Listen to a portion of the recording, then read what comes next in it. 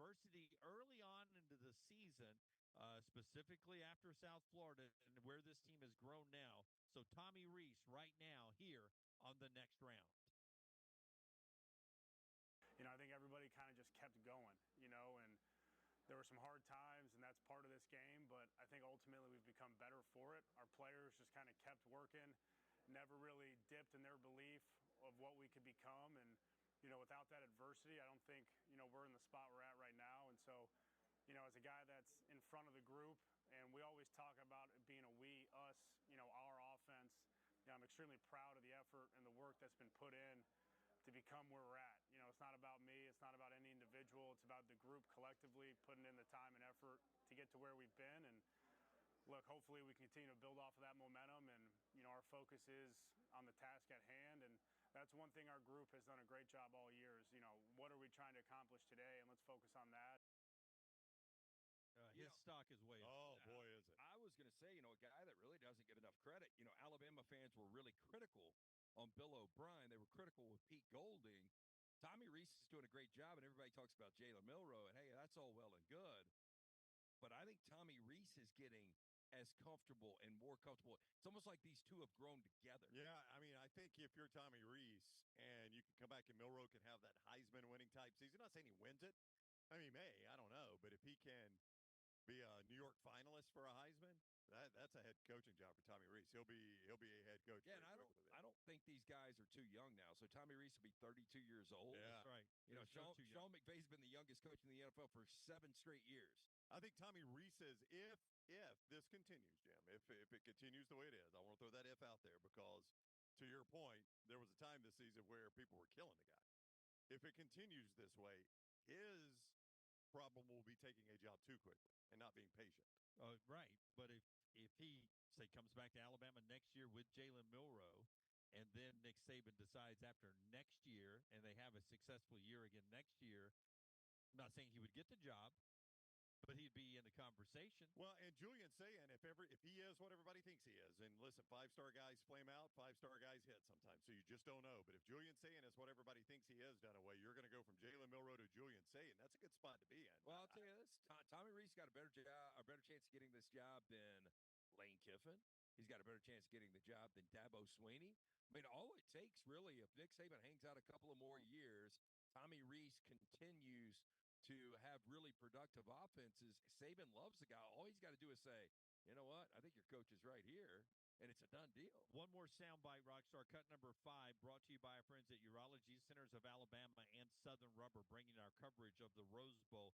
This is the Michigan defensive coordinator, Jesse Minter, talking about, he worked with the Ravens. He saw Lamar Jackson. He said it's helping him prepare for Jalen Milroe in this game. Here is Jesse Minter, Michigan's defensive coordinator, right now on the next round. There's certainly things that we always tried in practice or maybe watched other teams try to defend Lamar. So there's certainly, a little bit of experience in that and studying film and talking to different people.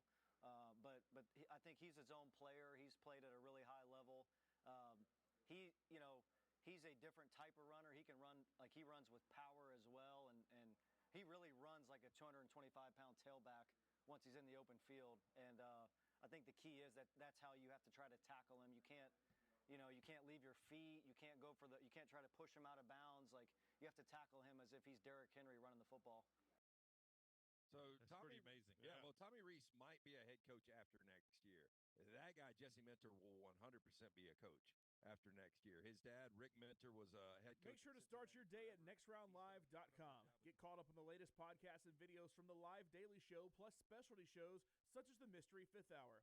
You can also learn more about the whole staff at Double Down Media, find all of our social media feeds, see the latest videos from our YouTube channel and gaming channel, plus find other ways to consume the show like the Next Round mobile app, which you can download direct from the site via your iOS and Android device. Make nextroundlive.com your homepage and stay up to date with everything from us here at the Next Round. Want more of the show? Download the app or visit nextroundlive.com for the latest podcast.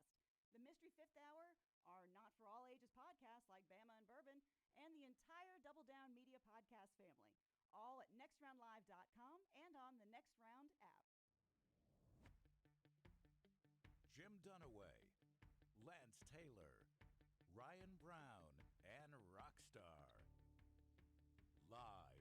Birmingham Racecourse Casino Studios. The next round, presented by Bud Light, is on now. Well, good morning to you and Happy New Year 2024. Hard to believe as we get going. January 1st from Los Angeles, California this morning. And later today, up the road to Pasadena. We're at the beautiful Media Hotel downtown, getting ready to make our way up to the Rose Bowl. Rose Parade's about to fire off up in the streets of Pasadena. So we're caught between here and there on a parade day out here in beautiful, well, will be sunny Southern California today. It'll be the first day since we've been here that we'll see brilliant sunshine. Yes. It's been crazy, EG, how bad the weather's been. It has been. And I think it might have been a little cooler here than back home. You think Oh, so? really? Believe it or Oh, I not. thought they were talking about maybe snow back home. Well, I guess home I'm talking about 30A. So 38 like 38, down on the down, beach. yeah, down on the beach. I mean, Sorry. Come That's on. where the fam is. Yeah, EG roll again, flexing 38 into Yeah. the new year. Stop. She's Emily Grace McWhorter. That is Lance Taylor. That is Ryan Brown. Jim Dunaway here, and we're excited to be on the road to the Rose Bowl, covering our friends at the University of Alabama and Michigan as they get ready to play the first of two semifinal games today. Later on, of course, is Texas and Washington. We'll talk a lot about the games today and everything that's going on elsewhere with LSU, Tennessee in action as well. But as we ring in the new year, and get ready to go. We've talked about this game so far. Your first playoff experience. We've done it before, guys. I'll start with you, LT, first. Your trip to Venice Beach. This is one of the videos you can get on our video platform. What was it like down in Venice the other day? A lot of college football fans just swarming the beaches? Not really. Not really. Venice Beach is an interesting place. If you've never been there before, it's famous for Muscle Beach, a lot of basketball down there. Unfortunately, a lot of homeless down there. A lot of crime, Venice Beach. But interesting. Paint a picture there. Yeah. Well, I'm just being honest with you. But yeah, I mean, it was fun talking to just some randos down there about Nick Saban and about Wolverines. Yeah. You can see all that on our video platform, LT's trip to Venice Beach. I'll go over to you, Brownie. Your experience. We'll hear some of the interviews you and Emily Grace did back on Media Day throughout this, but just your Rose Bowl experience this time. It's been different from us. In the past, we've been out here to cover Alabama and Auburn. We've been based, where is that, down in Orange County? Newport Beach. Newport Beach, yeah. Yeah, not the same this time. So, it's been different. Those were, I don't know how different this will be, but those were national championship games. They were not the actual Rose Bowl specifically. This will be the first Rose Bowl game I've ever been to. The biggest difference was when we went to the stadium for the team media day, which was, I've lost track of days, Saturday. They were getting ready for the Rose Parade, and I'd never seen that. Like, they had the streets already blocked off for the parade. There were people coming to do the tours of the floats. They had roses, a display where you could see where they were putting roses in the floats. And I mean, that was actually pretty cool. I've never watched the Rose Parade, but I'm aware that it exists, and it's a big deal to people out here, and it's got some history behind it. So we always have it on. We always have it on New Year's morning. We're not necessarily watching it, but it's in the but like the background. Macy's, it's on, and it's. When have you been home on New Year's morning? We were never home on New Year's morning. Throughout life when I've been home for New Year's Day. Okay. Yeah, it's been a while because I was telling you guys last night, it seems like we're together every New Year's I've Eve. spent more New Year's Eves. No offense to you, EG. You're new. I've spent more New Year's Eves with these two guys than I have my family in a very long time. Yeah. Well, Maggie and I did that. We're doing the numbers last night on the phone, and I flew her down for the Orange Bowl, Alabama, Michigan, when Y2K happened. You thought it was going to be the end of time. Didn't Well, just in case, I wanted Yeah, to go never down know. with her. Now she probably would say, "No, I'll stay. We can get out of here separately. We'll see each other on the other side or something." But it's Something. yeah, it is crazy how many away from homes Nick Saban, his dynasty, has taken us on New Year's Eve. What about you? Your favorite part so far? I think it's seeing the sign. And I said it before, but when we were driving to Pasadena, it was so surreal to see it in person and just experience that. And then we did get to see a few of the floats and just the excitement, all the people walking around. And dinner that first night was so fun. Yeah, we did have a good dinner that very first night. Yeah. All right, so we'll get things rolling. We'll start talking about the games here in just a second and some point spreads. And Lance has some thoughts on the games coming up. We'll do that over the next 3 hours. It's a full show.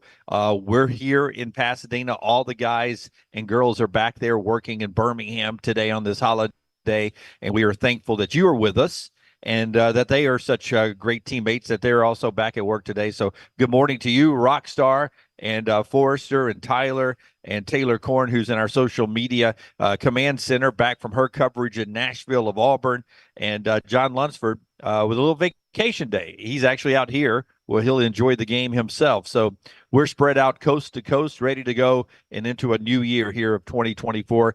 The coverage from Pasadena being brought to you by a couple of great folks, including the folks downtown, Brownie, at Southern Rubber and Tire. Yeah, Southern Rubber and Tire does a great job. Bryant and the guys, they take care of everything on the car there, and they're just off 6th Avenue South, I-65 in Birmingham. SouthernRubberTire.com is the website, SouthernRubberTire.com. Yep, and our friends at Urology Centers of Alabama, UrologyCentersAlabama.com. That's where you go to find out about your health. Whether you're a man, you're getting a little bit older, whether you're moving from your 20s to your 30s, 30s to your 40s, or on up the scale there. Health and early detection, so important. Everything from kidney stones all the way up to prostate health, they can take care of you with 35 urologists at 16 locations across the state of Alabama. Just check them out online, UrologyCentersAlabama.com, UrologyCentersAlabama.com. So we go game day today. And again, the weather and the turf, everything should be perfect when Alabama kicks off. The kick time at 2 o'clock here, local time, is expected to be 64 degrees in Pasadena with brilliant sunshine. The Chamber of Commerce tells us it'll chill down as the sun sets at the end of the second quarter, into the second half, into the high 50s, mid 50s by the end of the game. I know it sounds like I'm about to give you the traffic on the 8th, but that's the forecast. And when you're playing an outdoor game in the playoffs, you don't want it to be sloppy. And luckily, in Southern California, outdoor game, we're getting great weather today, LT. Weather should not impact this game at all. Yeah, I wouldn't think it will impact the game at all. It has been a weird weather weekend where we got a little rain, which you never see in Southern California. It just feels early.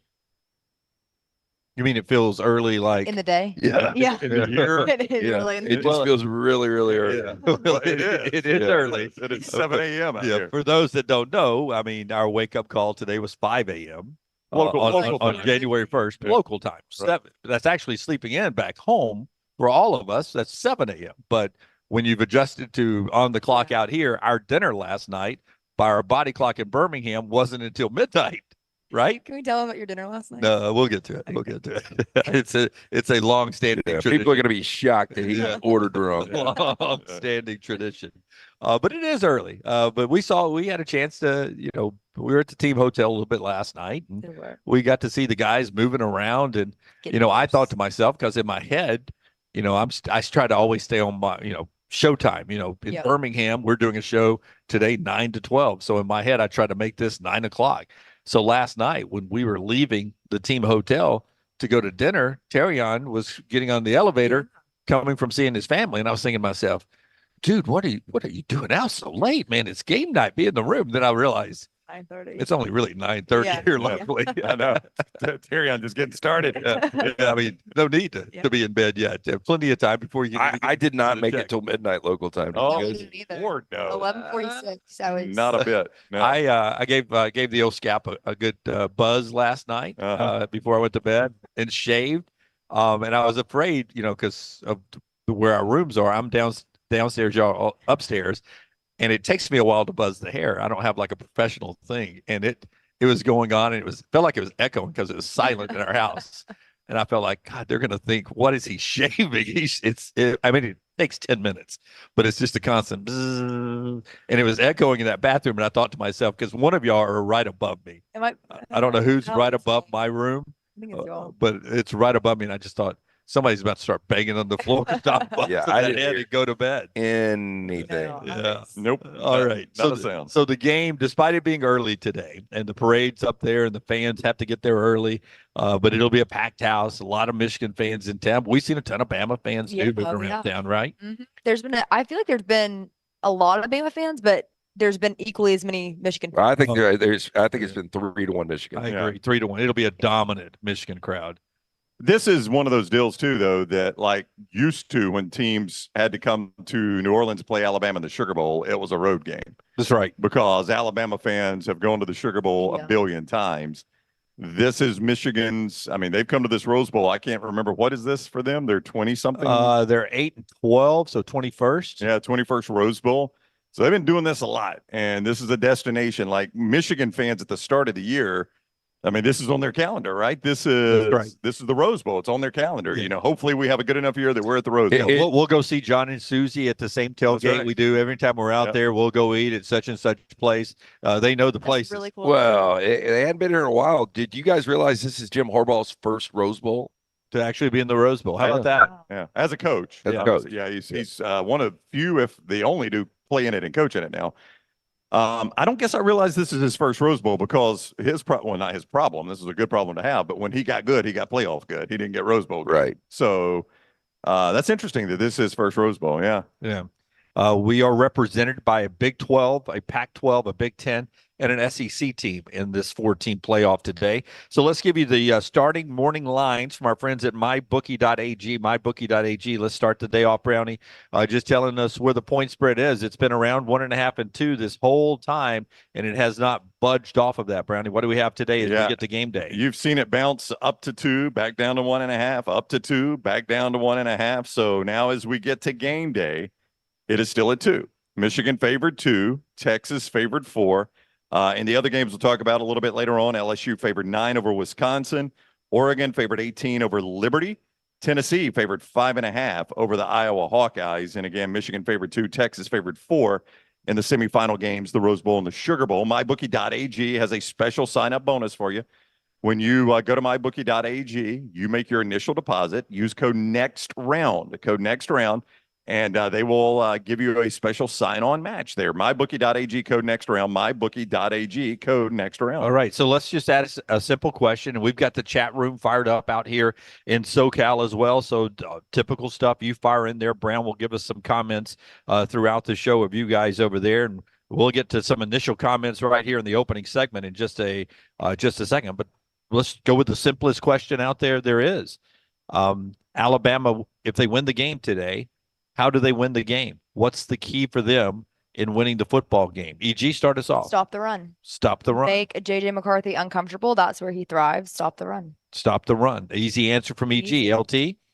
I mean, I would say stop the run as well. We haven't seen Michigan and JJ McCarthy actually put a game on his shoulders. I find it hard to believe this would be the first game that he's able to do that. Michigan's able to run the football 150 plus. I think they win the game. If they don't, I think Alabama wins. Brown, if I take stop the board off the board, Stop the run. Stop the run off the board, what say you? Force the pass. Force the pass. Good use of the English language. Thank you. I mean, I do think I think there are 2 things Michigan has not seen, and I know we'll get to what Alabama hasn't seen. 2 things I think Alabama will bring to this game that Michigan has not seen. A secondary as good as what Alabama's has. Okay. And a quarterback that presents the issues that Jalen Milroe presents. Okay, let's break those down. Let's go secondary first. What are you talking about here? Well, I'm talking about 2 corners that are All-Americans in Terrion Arnold and Kool-Aid McKinstry. For so much of the season, teams threw away from Kool-Aid McKinstry. They started the year picking on Terrion Arnold. That guy's an All-American, so that tells you how good they are on their corners, okay? Caleb Downs, you go back to, the Texas game, the South Florida game, the guy was still learning the college game on the fly. But he's turned into one of the best safeties in America. You know what Malachi Moore is at safety. When they get Amos on the field, you're bringing in another guy that could be an elite cover corner. And so now there are times where you got 3 elite cover corners on the field. And Amos, they're not all playing corner, obviously, but Amos, Terrion Arnold, and Kool-Aid McKinstry. To me, J.J. McCarthy has never had to throw against that type of secondary. Yeah. And then you start trying to pick on somebody. Well, then there you've got Malachi Moore out there who's having a great year. Caleb Downs will likely get the assignment on the tight end number 1 for Michigan, but they will play tight end 2 and tight end 3 on the field sometimes. So they'll try to find one of their tight ends on an Alabama linebacker. But Caleb Downs today, when he's on Colston Loveland, will be one of those matchups that they'll focus a whole camera on that matchup all day long and how that plays. That's a great point. Now, on the other side, you were talking about Jalen Milroe and what he brings to the table. Tell me more about that. I mean, LT, you watch you've watched a lot of Michigan football. The closest to Jalen Milroe they faced is Celia or they haven't faced Alma anybody. Ford. I mean, but the closest. I mean, I guess there's not even one close. I mean, the closest is the guy on their own roster, and J.J. McCarthy. I mean, whenever ones have gone against ones, he's the most athletic quarterback. I mean, they haven't played an athletic quarterback this year. Apparently, Orgy, the QB2, is a guy that they are comparing to Jalen Milroe, just not as polished. So, so that ends up being maybe the guy they saw. Interesting there. On the breakdown on if Alabama wins, what goes right for them. Stopping the run, obviously, is at the top of the table. Later on, you guys can already start working a number in your head. When we get to 4 downs, I want to ask the question, how many run attempts does Michigan have? So don't give me an answer. Matt, in fact, we can throw $1 into a jar if you want to and see if who gets closest Price is Right rules on do you have 4 downs? I've got 4 downs. Okay, well, we'll save that for going into 4 downs. Do you have a jar? I can find a jar. We have maybe? a water bottle over there. Yeah, we have a lot of chalices. Yes, we have chalices back in the Verbo. Around our we don't have table normal cups, but we've got nations. chalices. How about your chair? The tiny chair? Yeah. The haunted chair? Yeah, more in our Verbo a little bit later on in the show. All right, we'll get to some comments in the chat room over there, brought to you by our friends at LegacyCreditUnion.com today. As you move into the new year, great time to just do a health check on your finances, right? And Legacy can help you do that from your checking to your savings, whether you need a personal loan or your credit card. Maybe you're tired of those high interest credit cards. Let's go credit card first with Legacy. They've got a credit card with rates as low as 8.9% APR. That's the annual percentage rate there. No monthly fees. No annual fees, I should say. No balance transfer fees. Make shopping both safe and convenient for you throughout the year. You can apply in minutes at LegacyCreditUnion.com, LegacyCreditUnion.com, and easy to pay back personal loans as well with our friends at Legacy. LegacyCreditUnion.com, a proud supporter of UAB athletics. All right, some comments, Brownie, as we get going today. Paul says a healthy McCarthy can hurt Alabama in the run game. Daniel, piggybacking on that, says, I think J.J. McCarthy is much better than SEC fans think he is. That has been echoed by Lance a lot over the last couple of weeks. Well, we'll see today. I mean, this will be his big test. And I do think he's going to have to make some plays. I think he's going to have to make some throws against that Alabama secondary. And the good news for J.J. McCarthy in Michigan is he's had time to heal up. Yep. He wasn't 100% the majority of the year. Well, E.G. brought up a great point the other day about this guy threw 2 pick sixes last year in the semifinals game, but he has played in a playoff game before. Jalen hasn't, so experience. Right, experience is really important in these games, but is this the setting that you can put the team on your back for the first time and have a test? I don't know. And this is more familiar for Michigan, but I think J.J. McCarthy's experience does count for something, but can he perform at this level? Right. I mean, he's played well in the Ohio State game, which is his biggest regular season game. But last year, if I remember that game correctly, guys, it didn't he come out and throw a pick six early that put him behind?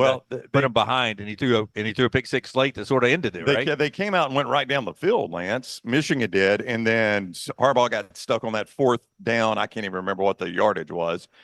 Was it 4th and goal? Pass on the field goal. Yeah, passes on the field goal, goes for points, and then TCU pounces on that. And then, as I remember it, he threw that pick six, I think, in the next possession. Yeah, and it ended up being a 1-possession game. 51-45 or something like that. It was 51-45. Yeah, so I mean, craziness. Again, I've said this before, especially in light of the sign stealing, allegations, investigation, whatever you want to say, that remains one of the most puzzling outcomes I've ever seen in college football history. The way TCU moved the ball, first of all, against that Michigan defense, the score of that game, the fact that TCU won and then turned around and did what they did against Georgia, I can't really figure that one out. Continue with some of the comments over in the chat room, Brownie. We'll talk about Auburn's weekend. We've done it a couple of times on our pop-up shows Saturday and Sunday, but we'll get to that in the next segment. We'll set the table today and then circle back around to the 2 playoff games throughout the show.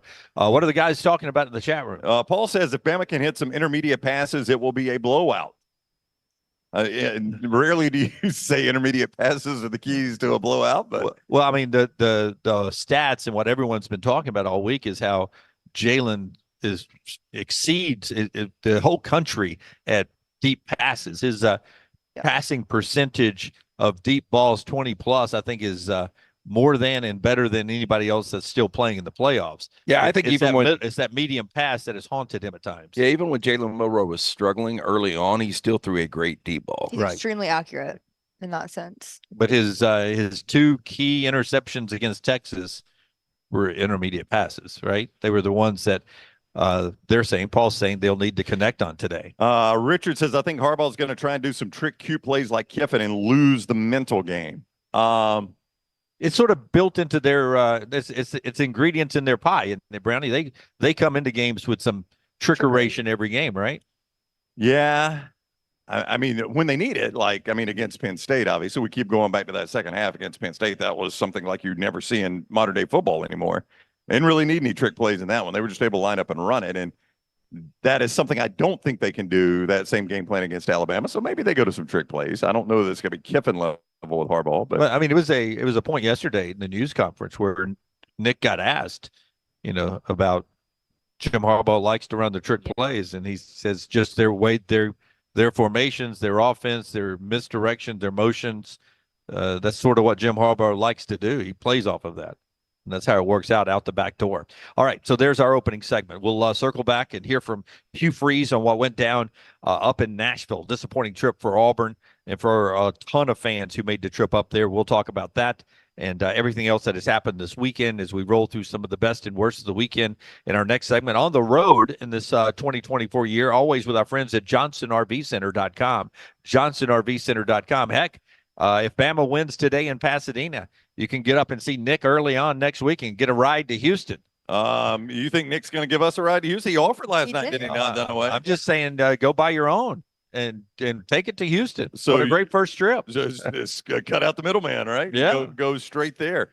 I'm going to tell you, Nick gave us some new updated stuff because they've got that RV show season coming up at Johnson RV Center. Is that already happening? Why wait? He says, Dunaway. It is already happening. Rose Parade straight to show season. Johnson RV, they're going to go ahead and provide a huge show on their own and a model closeout discounts on select floor plans from the Forest River Expo that we tell you about, Forest River. Whether you're looking for a travel trailer, a fifth wheel, a toy hauler, a motorhome, Johnston RV has what you need. Get the head start on camping season or a trip to Houston, as Dunaway would tell you, by taking advantage of the RV show pricing at Johnston RV Center. As usual, lifetime warranty right there at Johnston RV Center. I-65 exit 304 in Coleman, 334 in Decatur, and always online, JohnstonRVCenter.com. More from the Rose Bowl when we come back on TNR. Take the next round anywhere you go with official Next Round gear. Buy yours today at nextround.store.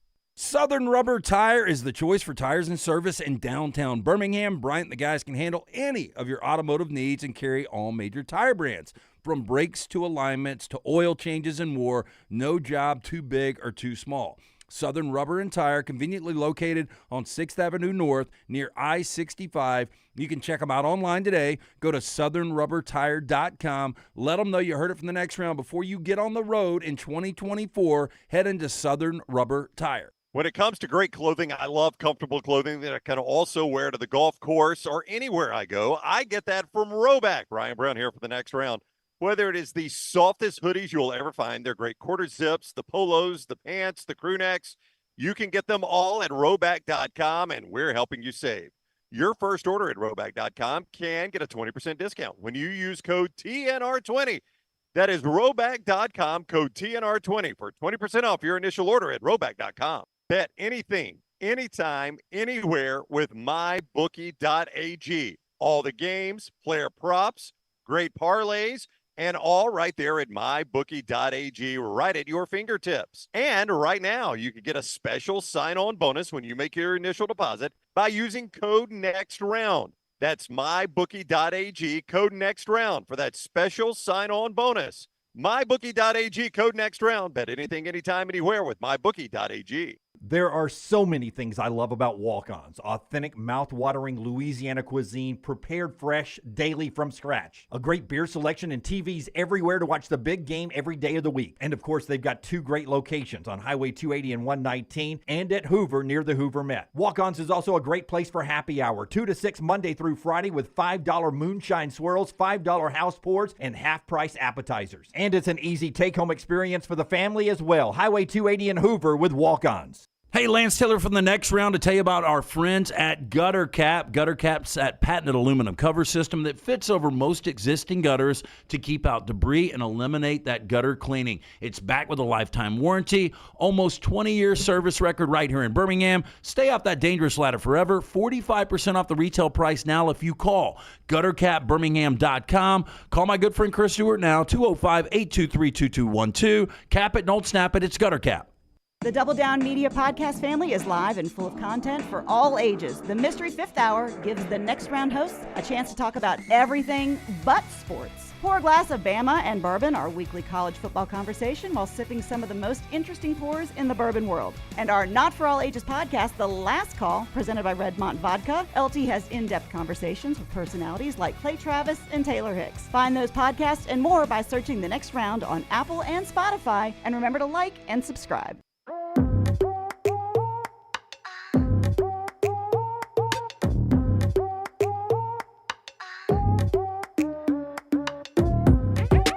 Back with you to L.A.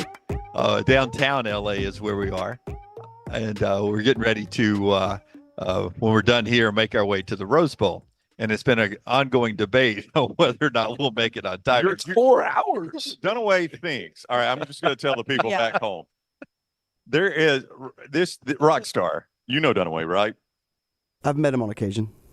Okay, so, I mean, this will come as no surprise to you. This show ends at 10 o'clock local time. Local. The game kicks at 2 o'clock local time. Rockstar, how many hours is that from the end of the show to the start of the game? That's about 4 hours. So I would do, I would not do the final hour. Dunaway thinks we're not going to make it. And unless we use, he thinks we're going to miss kickoff, which is 4 hours. Yeah. Unless we use the media shuttle, which has special passes to get us there. What time does the media shuttle leave? 9, 10, 11. And it's New Year's 9, Day, 10, 10, ton of 30, traffic. I jokingly said maybe we'll get caught in traffic because Lance said a 2-hour nap would be excellent. I said, well, maybe if we're lucky, 2 hours of traffic. We'll be in traffic and 2 hours. Dunaway reassures us, don't worry. You went the other day. Tell them about the roads to get down to the Rose Bowl. It's 100,000 people. No. You act like they never play a game there. They don't have a plan for this. They do, but the Rose Parade is also going on there. I don't remember the traffic, and this is going to jinx us probably being bad the last 2 times we've been. It has been. I don't know why it has consumed him all weekend long. Yeah. Are you taking the media shuttle at 10? Please do. I may. Please do. I don't want to hear it. I don't want to hear it. What happened? Bus breaks down. I'll take the media shuttle, and y'all will beat us there. Of course we will. Dunaway is concerned that a stadium. What do you think we are from the stadium right here? 30 minutes, Lance? Yeah, roughly. I can look on the phone. We're probably 30 minutes from the stadium. I think we're 41. Okay, 41 minutes. Yeah. And Dunaway thinks we can't get there in 4 hours. Hey, do you know what year that the Rose Bowl Stadium was constructed? Here's some trivia. 1925. I was going to say 26. Nope. What? 22. 22. Yeah. So they've got over 100 years of figuring out the traffic patterns. We saw, I can't even remember who it was yesterday. We were on the elevator here at the media hotel with some member of the media.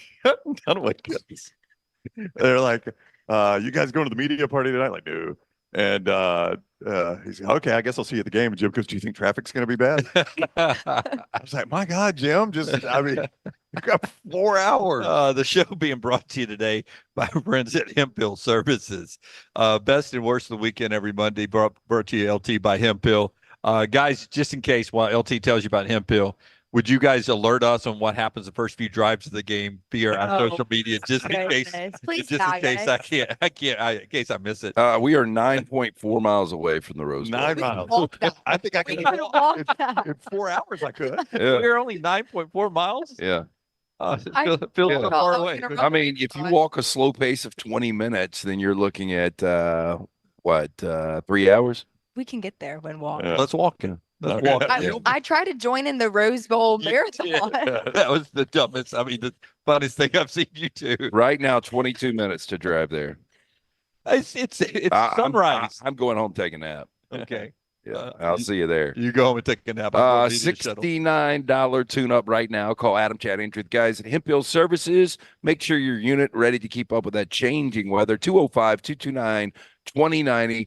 HempHillServices.com. It's hard to stop a train. Okay, my question is how many not how many rushing yards, how many rush attempts does Michigan have in this game? And throw your guesses into the chat room if you want to as well.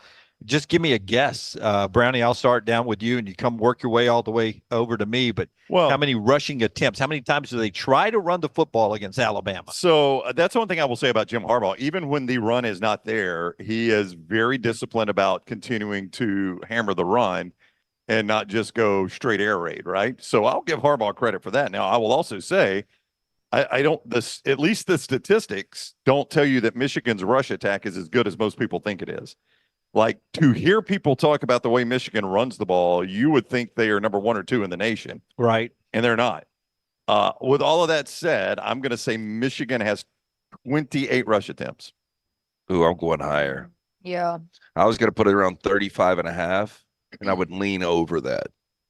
35.5, and you would lean over that. Yeah, I think they probably have like 37, 38 rushing attempts and 20 to 25 passing attempts. I gave you a season low for them in rushing attempts. That's partially because I think they're going to be playing from behind and they're going to have to throw a little bit. Right. But that would be a season low in what I gave you. In fact, their season low, I'll help you out, EG, is 31. They did that twice 31. against East Carolina and Bowling Green. They have not attempted below 30 rushes all season long. What's their highest? Is it 51 at Nebraska. Most people would probably think Penn State. That was 46. 51 at Nebraska is the season high. I'm going to go.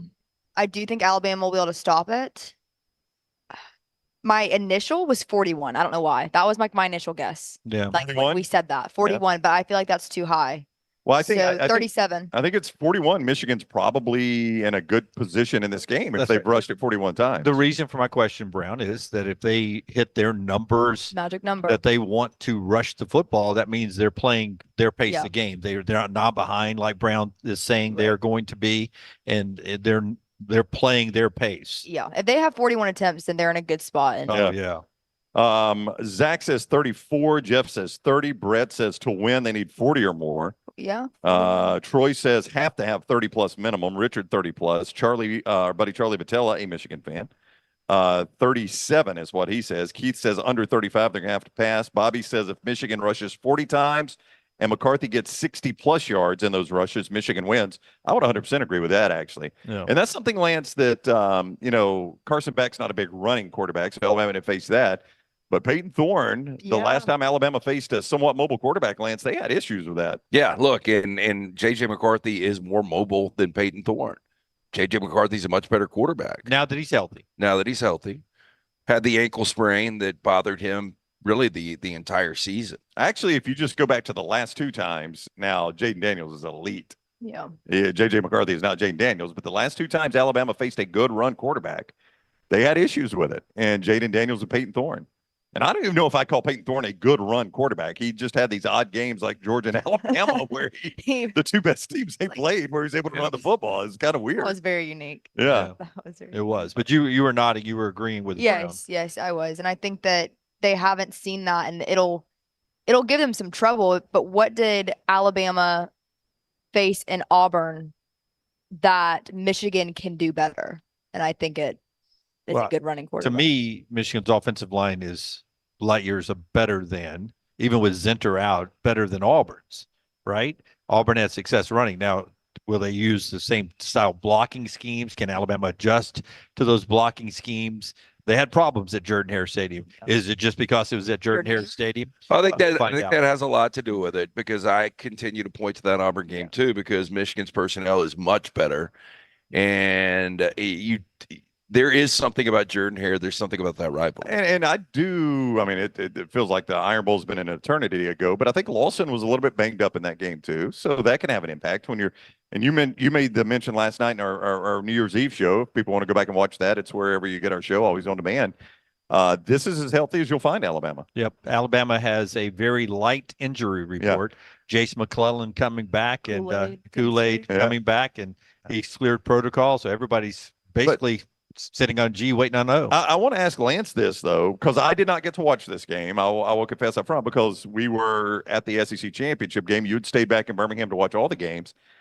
That 34 rushes for 66 yards against Iowa, and I know that's a good defense. How concerning is that to you if you're a Michigan fan? Because that's a game where you could have done anything you wanted and win the game, right? Iowa's not going to score on them. So, you could throw the ball a little bit, whatever, but 34 rushes, 66 yards. Is that a big? Because that was the one that was entered. Well, that's right. And and everybody likes to point back at Alabama against Auburn and, look what happened in the Iron Bowl. Well, I can point just as easily to Iowa and say 34 carries, 66 yards. That's alarming. Give me the final score. Well, it was 26-0. Iowa can't move the football. I mean, they were never within reach, though. Yeah, but still 34 carries, 66 yards. I get it, but Alabama struggling against Auburn. It took a 4th and 31. No, I know. That's what I'm saying, is a lot of people like to bring that one up, and I can just as easily go back to Iowa. Yeah, but I'm saying, that was still a blowout. I mean, they completely dominated that game. We'll get to 4 downs in the next segment. Part of our show here is being brought to you by Dr. B, and we'll talk about Auburn's weekend up in Nashville and some other games that are happening today. Tell us about the wonderful Dr. B. You've got that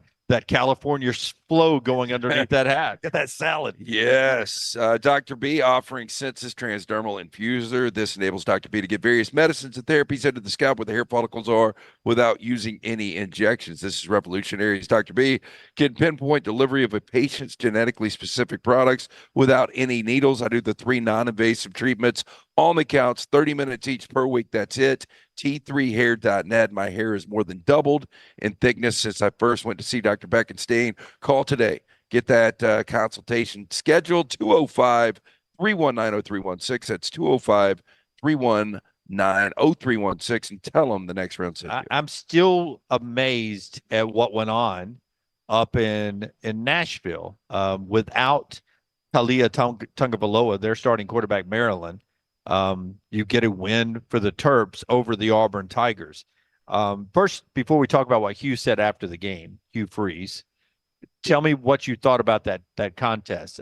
That one floored me. I thought Auburn was going to win that game. No, I'm 100% with you. I mean, if I had gone confidence points in SEC bowl games, I think I probably would have been Georgia 1, Auburn 2. Wow. Yeah, I mean, just in SEC bowl games. I just thought without Talia Tungavaloa and, Auburn had finished the year, kind of playing. It's hard to say because they lost to New Mexico State, and I get that. But if you can somehow erase that game from your memory, Auburn was playing a little better football. Well, there was a lot of positivity because recruiting went so well, right? Yeah. So there was a lot of buzz around the program, right? I don't know how that affects the game itself, but not a lot, but clearly none. But everybody was feeling good. Yes. You know what I mean? Yes. Yeah, we had Maryland at Lance'sLike.com, and what was the line? Remind me. It dropped all the way to 4.5. Okay, 4.5. Yeah. But with Billy Edwards at quarterback, the kid was 6 of 20. 6 of 20, and you end up winning the game by 18 points. It really makes no sense. Yeah. I mean, it was sloppy. Auburn in a lot of ways, and I know people hate it when SEC fans do this. But keep in mind, this is coming from a guy that says you don't judge any conference domination by bowl games, okay? That looked like an SEC bowl game where the SEC team did not want to be there, and for whatever reason, the Big Ten team did. Yeah, look at Auburn turned it over 4 times. Right. I mean, you can't win one of these games, turn it over 4 times. That's what EG said. Sloppy from the get go. Rockstar, give me cut number 12. This is Hugh Freeze afterwards, and we talked about this Saturday night in our Saturday night show, our pop-up show. But we understand that some of you don't always follow us there. You're always here dialed in 9 to 12 Central Time, or as I like to call it, 7 to 10 here on the West Coast. But Hugh Freeze afterwards had this to say, and I want to go reaction across the board because this bothered me so bad Saturday night. Here is how it actually sounded, Hugh Freeze right now on the next round. What went wrong out there today? Was it execution? Was it, how did you feel about the game plan? And you guys feel like it was an effective game plan for this one? Well, obviously, I don't feel like it was an effective one.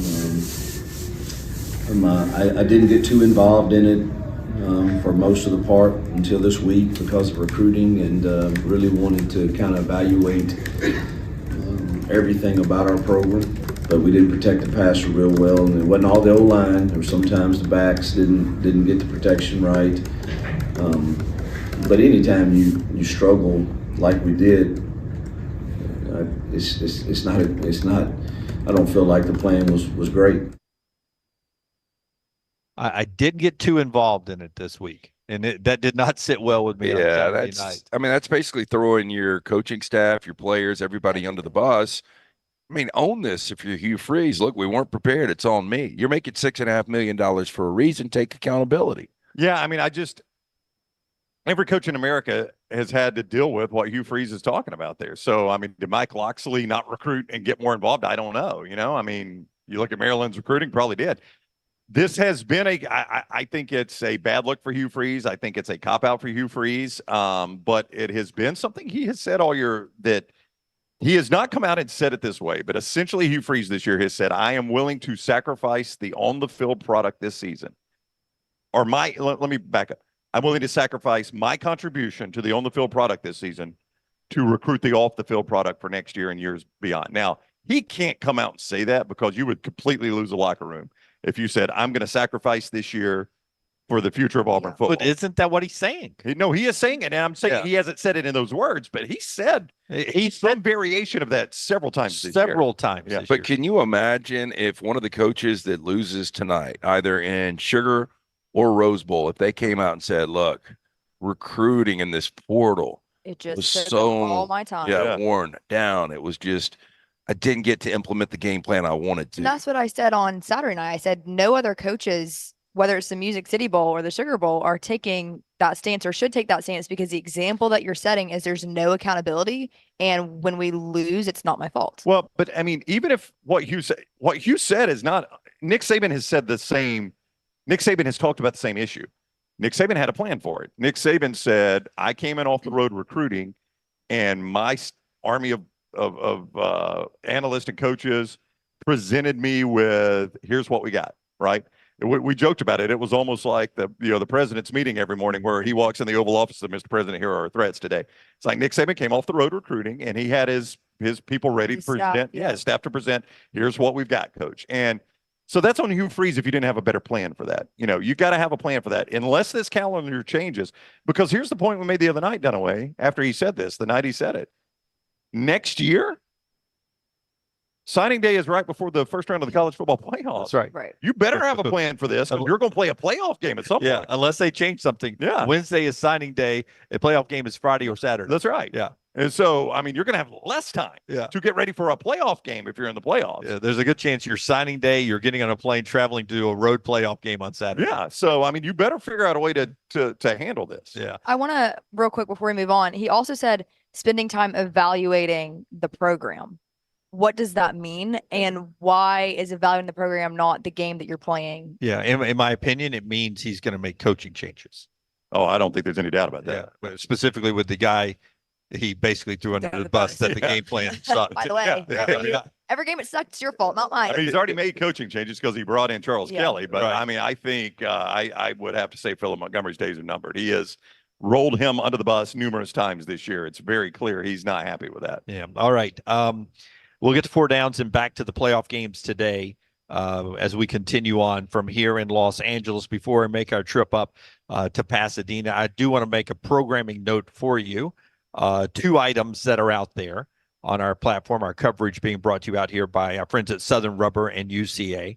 Bama and Bourbon, a special pop-up edition with Aaron Suttles and LT last night. That is now up and available for you on all of our platforms. So when we're done here today, before they get ready to start the coverage today from the Rose Bowl, you can listen to a quick final thought version of Bama and Bourbon right there with LT and Aaron Suttles. We did that on the 70th floor. 70th floor. Yeah, not even their rooftop bar. Yeah. 70th. It was, I mean, to me, it's the best view I've had of Los Angeles ever. Yeah, it's an incredible view of L.A. L.A. Continental, right? Intercontinental. Intercontinental. Yeah. I've got an interesting tweet to read you guys. We do it on the other side. We'll do it on the other side. Interesting tweet. And also, Jod Campbell's final conversation with Brownie. Yep. As we drive on the streets of L.A. Road to the Rose Bowl. Road to the Rose Bowl, literally, is also up for you as well on all of our platforms, including all the man on the street interviews and media day stuff. Everything you need to get ready if you're a Tide fan on our video platform, on our coverage from the Rose Bowl, being brought to you by the great folks at Southern Rubber Tire downtown and Urology Centers of Alabama, and also the fine folks at Odie's LT. As we get ready to get back into the swing of things on Wednesday night. Yeah, Odie's Tavern, 2 locations. Wednesday night, we will be at the Original in Crestline for Odie's Team Trivia. We do that every Wednesday night a little after 8 o'clock. Of course, there's a new location in Homewood, corner of Broadway and Oxmoor. Get in, enjoy the great food from Rodney Davis, award-winning wings, delicious burgers, the great chili this time of year. It's a Birmingham institution, 2 locations, Homewood and Crestline Village. Go see Will Haber and that great staff. It's Odie's Tavern. 4 downs in the next segment. Chris Lowe coming up at 10 Central, 11 Eastern, and 9 a.m. here on the West Coast with Gus, the Joel Klatt, the All-American Girl, right here on the road to the Rose Bowl. This is the next round. Never miss anything Auburn. Watch Village Vice at Wardam Pods on YouTube and listen wherever you get your podcasts. This holiday season, give yourself the gift of peace of mind with a credit card from Legacy Credit Union. Why risk shopping with cash when you can enjoy the safety and convenience of shopping with their contactless credit card? With a Legacy credit card, you can enjoy incredible perks like rates as low as 8.9% APR, no annual fees, and no balance transfer fees. But that's not all. Earn fantastic rewards for travel and merchandise through Scoreboard Rewards. Apply online today at LegacyCreditUnion.com to make your holiday shopping not just safer, but smarter. APR and annual percentage rates. Certain restrictions may apply. Subject to approval. Federally insured by the NCUA. Bet anything, anytime, anywhere with mybookie.ag. All the games, player props, great parlays, and all right there at mybookie.ag, right at your fingertips. And right now, you can get a special sign-on bonus when you make your initial deposit by using code NEXTROUND. That's mybookie.ag, code NEXTROUND for that special sign-on bonus. mybookie.ag, code NEXTROUND. Bet anything, anytime, anywhere with mybookie.ag. What are you waiting for? It's non-stop gaming action at Birmingham Racecourse Casino. Come play more than 900 of the latest and greatest games around, featuring fun bonuses and big jackpots. You can wager and win on horse and greyhound races from all over the world. There are more ways to win at Birmingham Racecourse Casino. Birmingham Racecourse Casino, located off I-459, exit 31, Derby Parkway. Must be 21 or older. Man, I love a good meal. I'm Jim Dunaway. A good meal is what you get with my friend Sterling at Champy's Chicken on Highway 119 in Alabaster. We're talking great southern fried chicken, wonderful sides, hand-cut chicken fingers, po' boys, and those Mississippi Delta recipe tamales. You got a perfect menu for everybody. Champy's Chicken is perfect for watching the big game or taking a meal to the lake house, down to the coast, or stay in the restaurant and dine in a great atmosphere. It's all made fresh to order right there on 119 in Alabaster, Champy's Chicken. Storm season is here. Make sure you have a plan of action in place right now. Greg from Pell City and Storm Restoration Roofing should be your first call when storms hit. Insurance companies love working with Storm Restoration Roofing because of Greg Nelson's name and reputation in the industry. When storms hit, call Greg Nelson. He's local, 205-542-3531. He's the home of the free no-cost roof inspection. Greg from Pell City on Facebook, 205-542-3531. It's Storm Restoration Roofing. The Double Down Media podcast family is live and full of content for all ages. The Mystery Fifth Hour gives the Next Round host a chance to talk about everything but sports. Pour a glass of Bama and bourbon, our weekly college football conversation while sipping some of the most interesting pours in the bourbon world. And our Not For All Ages podcast, The Last Call. LT takes off the gloves for an in-depth conversation with stars like Taylor Hicks, presented by Redmond Vodka. Find those podcasts and more by searching The Next Round on Apple, Spotify, and on our website, nextroundlive.com.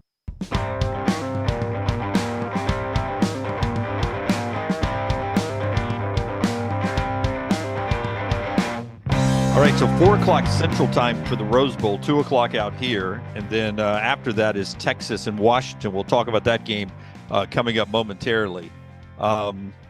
LT's got an interesting tweet he's going to tell us about here in a second. I just realized I was standing up. Yep. That's not going to work. Nope, not in this setup. Yeah. Hey, sorry about that, everyone. That's Jimmy lower half. That was Jimmy's Southern Hemisphere for you there. Hey, the show being brought to you by our friends at Gutter Caps. Obviously, mine are clean. You saw that. But gutter caps, you can get yours cleaned in 2024. Yeah, C-Stew's the best. 205-823-2212. Cap it, don't snap it, don't get on the roof. Make that a resolution in 2024. It's a dirty, dangerous job. You slip, you fall, you snap the neck and die. You're no good to the wife or kids. Call 205-823-2212 or guttercapbirmingham.com.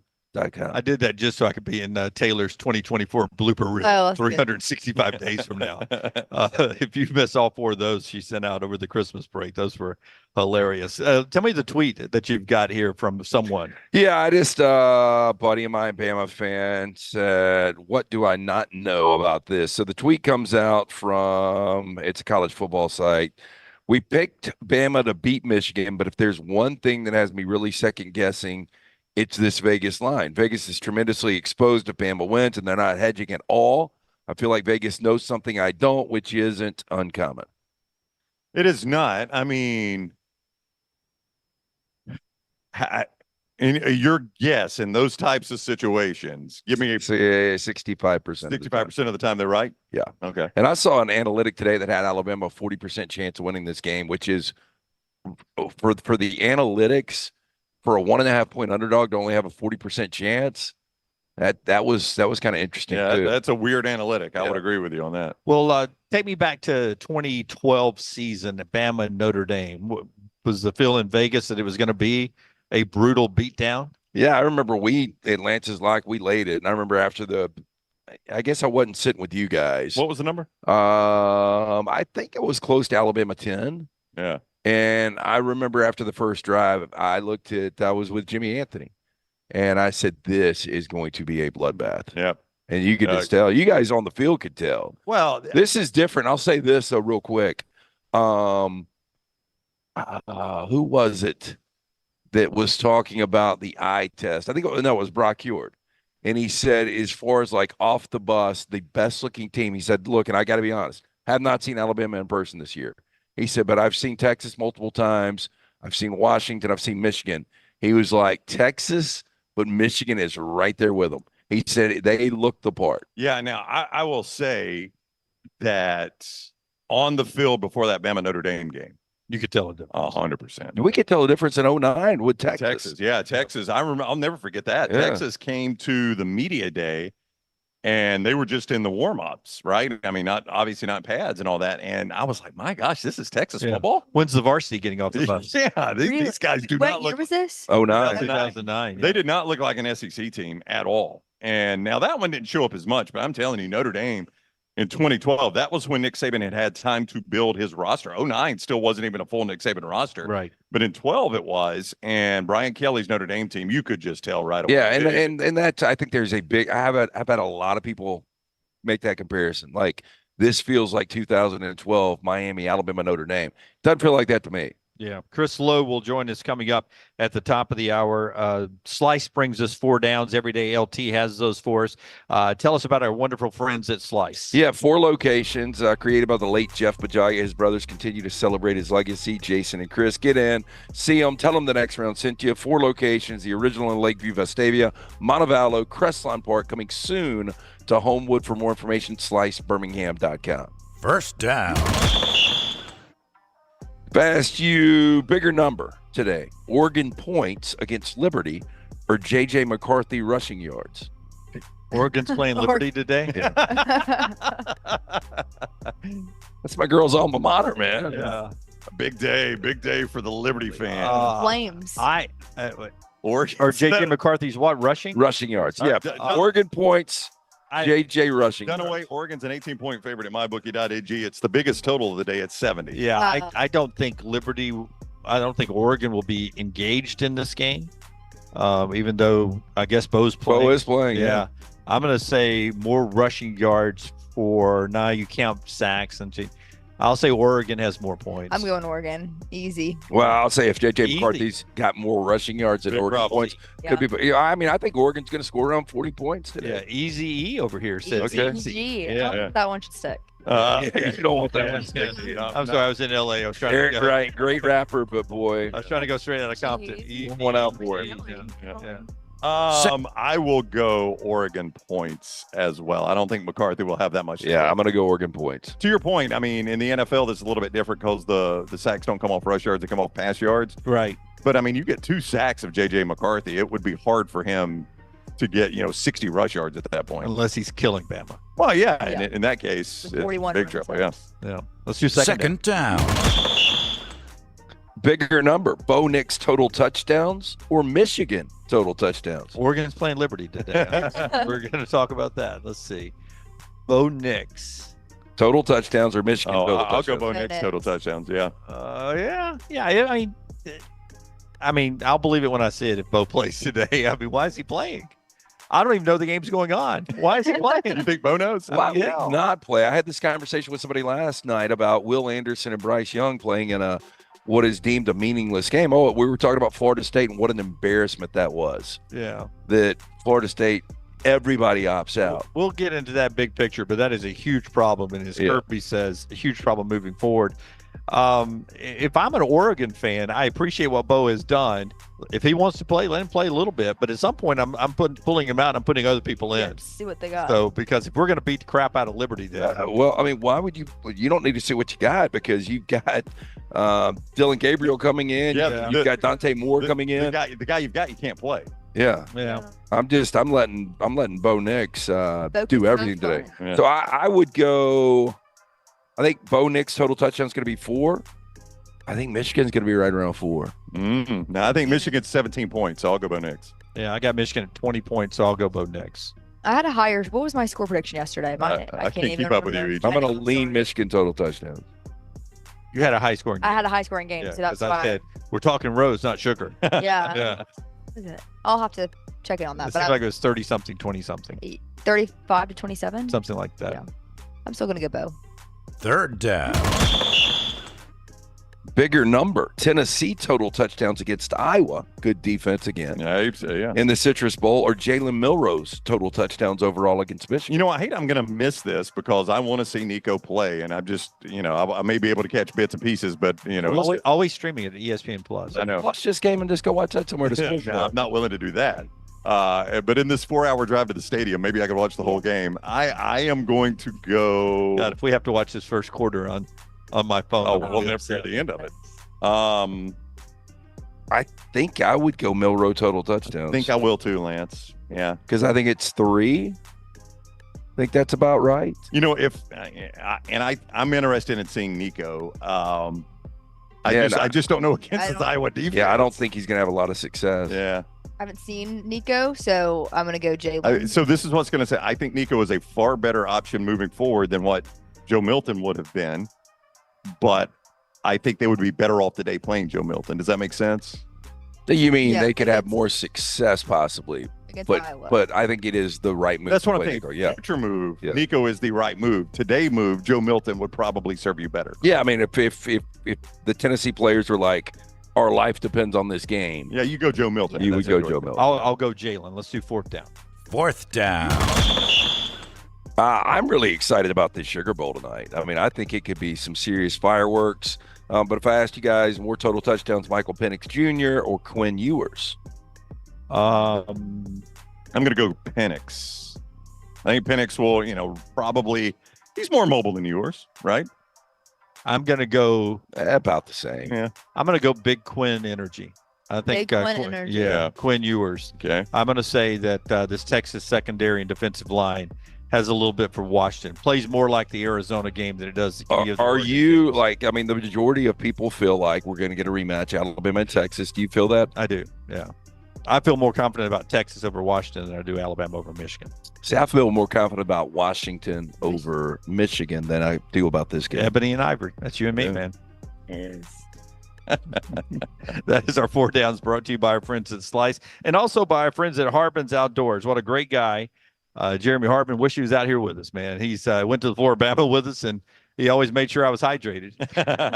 Yeah, Jeremy, just a great dude. And, when I started to mess around with the backyard, it was an eyesore and needed to do some stuff to it. So Jeremy is the guy I reached out to.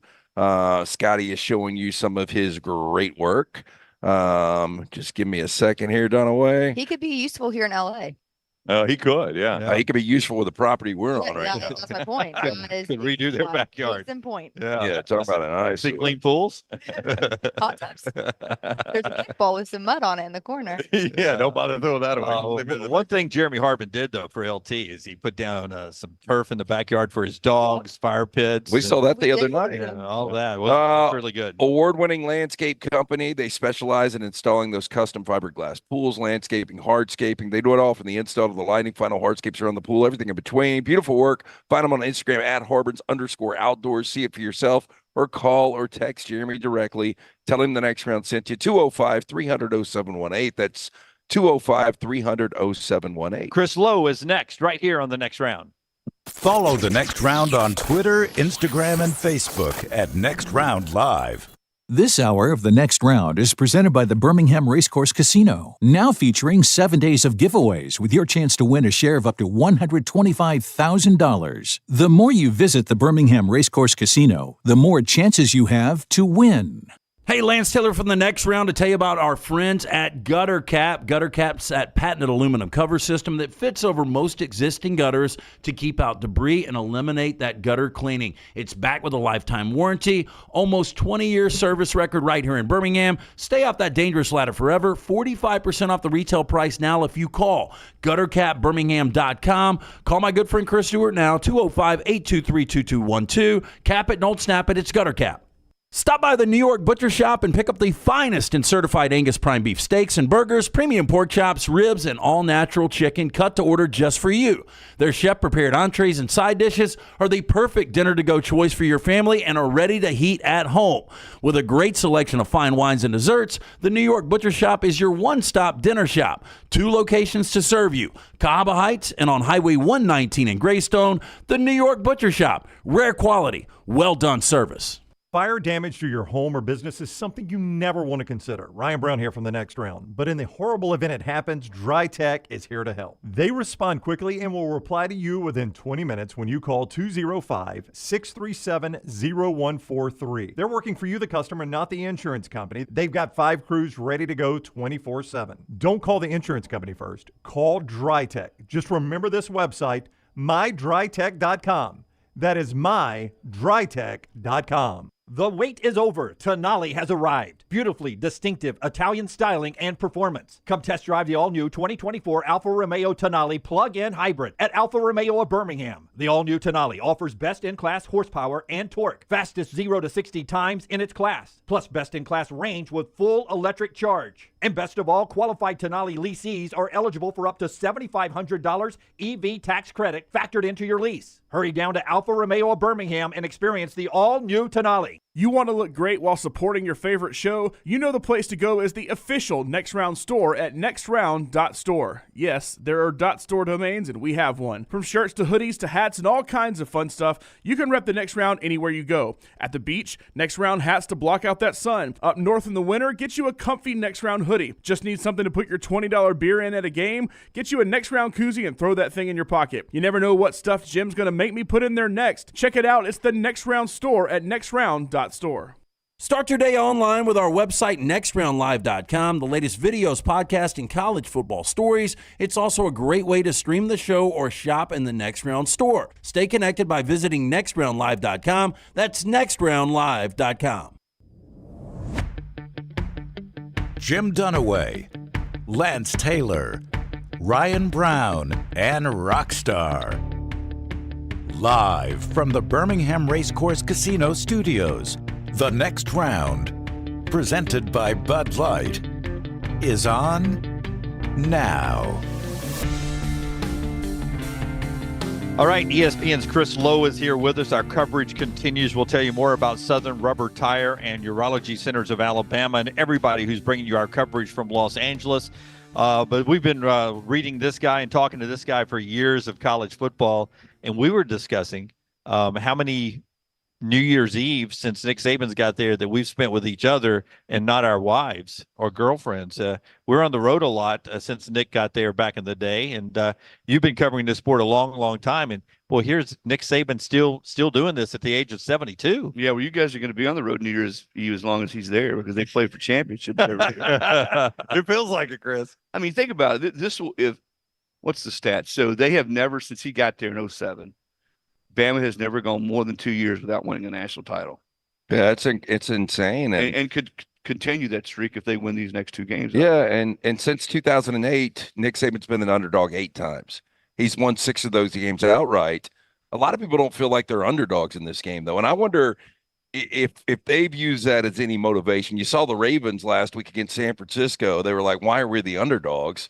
It is kind of strange that Alabama is an underdog in this situation. Yeah, it is. And I think you talk to coaches around the country that have played. I don't know, has there anybody that's played both teams this year? No. I don't think they have a common opponent. So if you talk to coaches who've watched tape, and of course they've probably seen him and getting ready for other teams, they would tell you that Bama's not the underdog. That Bama should. That if I always look at it this way: if you ask 10 coaches, who would you least want to play? Then probably 8 of the 10 would tell you, tell you Alabama. Yeah, that's the way I always try to look at games like this. And yet Michigan does some things that I think can give them trouble. McCarthy can beat you a couple different ways. He can move. He's mobile. Those guys at quarterback have given Bama trouble over the years at times. They're big and physical. Can they get it? The game sort of where it's constantly 3rd and 1, 3rd and 2 for Michigan on offense. And Bama doesn't want that. They want to be behind the sticks. So Michigan has done that. They've bullied people on offense most of this year, but they haven't played anybody of Bama's caliber either on defense. The closest would be probably Ohio State, who was really good. Penn State was good on defense until we saw them get blown out by Lane Kiffin. And Iowa's pretty good. But I don't know about you guys. I never put a lot of stock in bowl games when I'm trying to compare what someone did or what someone looks like, because it's a crapshoot. I know. I think it's the most dangerous thing that we do in this industry, Chris, is we make sweeping judgments based on bowl games, especially on conference. Like, if and look, you know us, Chris, we're all Southern guys, just like you are. I'll fly the SEC flag some.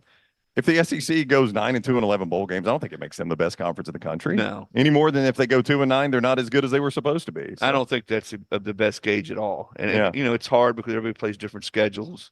They play in different conferences. All conferences aren't created equal. Sometimes, you look at the Pac-12 is a great example of this. Pac-12 has not been a very good conference over the last 10 years. Right. I would not stack them up with certainly not the SEC or the Big Ten. This year, top 4 or 5 probably was as good as any top 4 or 5 in college football. So it changes, so it's hard to sort of make blanket assessments just based on 1 year. Is there a team that Alabama fans could look back under Nick Saban in the playoffs that caused Alabama problems that this Michigan team reminds you of, like 2014 Ohio State, any of the Dabo Clemson teams, or Kirby Smart's Georgia teams? Does this Michigan team remind you of any of those 3 teams in any way? Well, they're better up front offensively than those Clemson teams were. They do not have the skill players. They don't have Deshaun Watson. They don't have Trevor Lawrence at quarterback. So not really. No, I mean, I think this team is a different animal. A very vintage, and I don't mean this in a negative way. A very vintage Big Ten type team that they're not going to make mistakes on defense. They're not going to give you things. They're easy. I don't think you're going to see Bama receivers running free with busted assignments on defense. They're going to make you earn it. They're going to try to make you earn your way down the field. And then on offense, they're going to try to possess the football and take away possessions from Alabama. That's some people say plotting when they talk about the Big Ten, but they're physical, they're big, they're a very confident football team, and I think they're playing maybe a little bit like Bama was early in this season. It probably still is, with a chip on their shoulder with everything they had to face this year, with all the Harbaugh, allegations and his suspension, et cetera. When we were freezing our asses off in Indianapolis 2 years ago, there was a lot of pressure on Kirby going into that game. Yeah. And ultimately, Georgia wins that first national championship in 40 years. There seems to be so much pressure on Harbaugh, because as good as things have gotten in Ann Arbor, and winning 3 consecutive Big Ten titles and beating Ohio State 3 consecutive years and getting to 3 consecutive college football playoffs, he's yet to win one of these games. And it just feels like he has the most pressure by far of any of these coaches. Well, and remember, up until 3 years ago, that pressure had been ratcheted up even more because he couldn't beat Ohio State. And he hadn't beaten Ohio State. They kept winning 10 games every year, but you couldn't beat the team you have to beat every year. Now they've finally sort of broken through, but they have not played well in the playoff. And I agree with you. I think there is more pressure on him to finally prove that they can beat a marquee team, a marquee SEC team when it counts. And, talking to those Michigan players this week, I mean, they certainly feel that. It's not something they shied away from. They understand that the college football world is watching to see, hey, can you guys finally break through and win a game in the postseason that really counts? You've won, you finally got over as I said, the Ohio State hurdle. You've won a bunch of games under Harbaugh, but you haven't won those games that count. And I think to really sort of put that to rest, the best way to do it for them would be to beat Nick Saban in Alabama. Let me ask you this real quick. Better chance of happening, Washington wins the national championship, or we are seeing one of these two coaches in the Rose Bowl coach their final game with their team? That's a good one.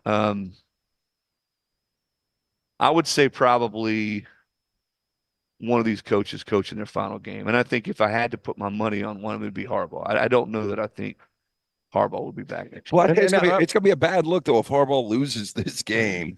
And then, because, I mean, what is the legacy for Harbaugh in Michigan then? I mean, they've beaten Ohio State. They won the Big Ten. I mean, he's got Michigan back in the No, conversation. I get that. But as a Michigan man, he's done his job if he walks away. Yeah, and I don't know what the alignment is right now in Michigan. And I think Harbaugh and the president are good. I don't know where it is with some of the other power brokers there, the AD, everybody else at that school. And to just point, I think he probably looks at it like, all right, I've gotten this program back. It's maybe it's time in his mind again. I can't get in Jim's mind. I don't know about you. I don't know about you can. Yeah. But maybe it's just time to do something different and take a shot. He was very successful in the NFL the first time. Try to do something different, see where that leads him, and know that he leaves the program in a really good spot for whoever takes over. So I know there's a lot of talk about Nick. I don't know anybody around Nick right now who thinks that he has shown any signs of walking away. The guy's recruiting and flying all over the place like he's always done. He's constantly having meetings about recruiting and next year and this guy and who we could get in the transfer portal. And now, knowing him as I do, I don't think anybody would know. I don't think he's ever just going to sort of back off and say, all right, I'm going to coast in. Because he told me when I was with him last month, we were talking about this a little bit. He says, to me, if you are thinking about retiring, you're already retired. Yeah. And that's not me. I'm not there yet. And so I think he sees this program as being in really good shape, very healthy. We're thinking about retiring, and we got about another decade plus, Chris. I think about it all the time. Because I'm already retired. Yeah, that's why you guys frustrate me so much. I know. Yeah, among the other reasons. I never want to retire. They're talking about it all the time, Chris. Well, when I go in press boxes now, it's why I like seeing you guys. Most of the 80% of the people in the press box I don't know anymore because they're all young. I'm the old guy. I remember when I was a young guy. And now I was talking to Dick Weiss, Hoops Weiss, last night, and he looks around the hospitality room. He says, "Do you know any of these guys?" And I said, "You." It burns fast. And about a handful more guys and gals in the media. But it is amazing how quickly it goes. I still think back to being here at 2009. Yeah, that was the first time we did a show together ever. And Nick's first national championship. And I was talking to McElroy about this yesterday. It seems like ages ago. Oh, yeah. I remember standing in the tunnel there right outside after they won. And Malmore, I'll never forget this. This is my enduring image or memory from that game. He's standing outside in sort of a darker tunnel outside the Bama locker room. And I can't remember if it was Cecil Hurt or somebody else said, "Mal, so you think that investment now?" Because remember when they paid Nick $4 million a year? Yep. To bring him in, they're gasping around. You're going to pay a coach $4 million a year. Or was it 8 years, I think? Yeah, it was 8 years, guaranteed $32 million. And I was Cecil or somebody said, so Mal, you think now that investment was worth it? And I remember Mal jerking his head up and said, "Damn right it was." And that was, gosh, what was that, 14 years ago? Yeah. And now here we are, Nick, looking for his 7th at Alabama. I don't know that in college sports, certainly in the main two sports, men's basketball, or main two men's sports, men's basketball and football, you probably have to come back here in LA to find something that's even remotely similar. Yeah, and when you John Wooden in basketball. Yeah, look, and Wooden, obviously what he did was incredible, but in that era, for him to be able to control scholarships, all the West Coast. I mean, what Saban's doing. I mean, college football has become the NFL, especially with NIL and the portal. When it comes to parity, you mean? Yeah, I'm just saying it's so hard to win these things now. And he's done it. Think about this. He's done it in an era when, I think this is right, 6 different SEC teams have won national titles in the last 25 years. Yeah. Yeah, how about this? The SEC is 22-4 in all of these college football playoff games. Yeah. Well, and national championships. And yeah. To Chris's point, from Tennessee, the start of the BCS era on, it hasn't been a two-bid league, two-team league. It's been such a wide range of talented programs. And keep in mind, Lance, 2 of those losses were Alabama beating Georgia and Georgia beating Alabama. So 2 of those losses were SEC on SEC crime. Chris Lowe is with us as we continue from LA game day here in LA Pasadena area. He is with us on the JohnstonRVCenter.com hotline. You brought this up, your relationship with Coach Saban, and I know he respects you a tremendous amount, and you visited with him a lot. I've always said, Chris, I don't think, like a lot of people like, boy, if he wins a championship this year, it's good to walk away. This is a guy that has lived his whole career saying you don't judge things by the scoreboard, you judge things by the process. So I've always felt like when it comes to time to talk about him leaving, it'll be when he feels like he can't develop guys anymore, or reach guys anymore, or recruit guys anymore. And obviously he's still doing that. You know him well. I mean, you think I've got a valid theory on that? Yeah, and I think the other thing would be health. If you felt like his health declined, or somebody, someone near and dear to him, Terry, or not being as effective as you just pointed out as he feels like he needs to be in this era of football. He's adapted. I mean, it's phenomenal how much he's adapted and evolved as a coach, because it's human nature as you get older and you get stuck. I mean, I'm like this. You get stuck in your ways. You don't want to change. He's continued to change. And I think the thing he likes most about football is the preparation, the grind, the practices and the meetings, and get on the road and evaluating talent, recruiting. And I don't think he's lost his zeal for any of that. Now, I do think at 72, it's, when you put in 14-hour days, that wear and tear is harder than it was at 60 or 62. Yep. And I also think that Nick wants to, when he's done coaching football, that he wants to have enough quality of life to do some other things in life and be, one of those guys who can get around and do things. And he loves to, he loves cars. He loves to boat. He loves to play golf. Believe it or not, he does have a life outside of football. Yeah. So I do think that's important to him as well. But, his dad died when he was really young, 44, 45. And I know Nick has said outside of football, when it's done, that, as a coach who's done it at the level that he has, it's only natural that you think, what am I going to do? What's my life going to be like without football? But no, I mean, I don't see him slowing down. But I also believe what Kevin Steele said the other day. Nobody's going to know except him. It's not going to be like people are going to be whispering, "Coach is done." He'll know it. He'll tell Terry, his wife, and he'll probably tell the president and Greg Byrne, and it'll be done. And there's not going to be any. I have a hard time believing Nick would ever have a victory tour that he would announce before the season. All right, this is going to be my last year. No, you never say never, but that just doesn't seem like him. When he's done, he wants to make sure that the program's in tip-top shape, tells the right people, I'm done, go get your guy. And I think that's the way it's going to happen. Do you have a feel for this game? Well, like I was saying earlier, to me, if Bama can play with the same kind of momentum and confidence it did when it ended the season against Georgia, they're a better team, they'll win. But you guys know this. When you go a month and don't play football, crazy things happen sometimes. Which team shows up? Yeah. You lose your mojo. Does Jalen Milroe play at that same level a month? I mean, because if you're Bama, I think you would have much rather played a week later. Yeah, I would agree with that. Yeah. Because the way he was playing, the offensive line had really started to come into its own. Defensively, they were getting after people. They just were playing at a level. The team they beat, to me, at that point, was the only team in the country that could have touched them, and that was Georgia. But now it's a month later, and we've seen it's hard, and Nick's good at this, but it's hard to get your team back to a level in football a month after you quit playing. It's just not. You don't have to wait a month in NFL. That's right. There's really no other sport. High school, you don't.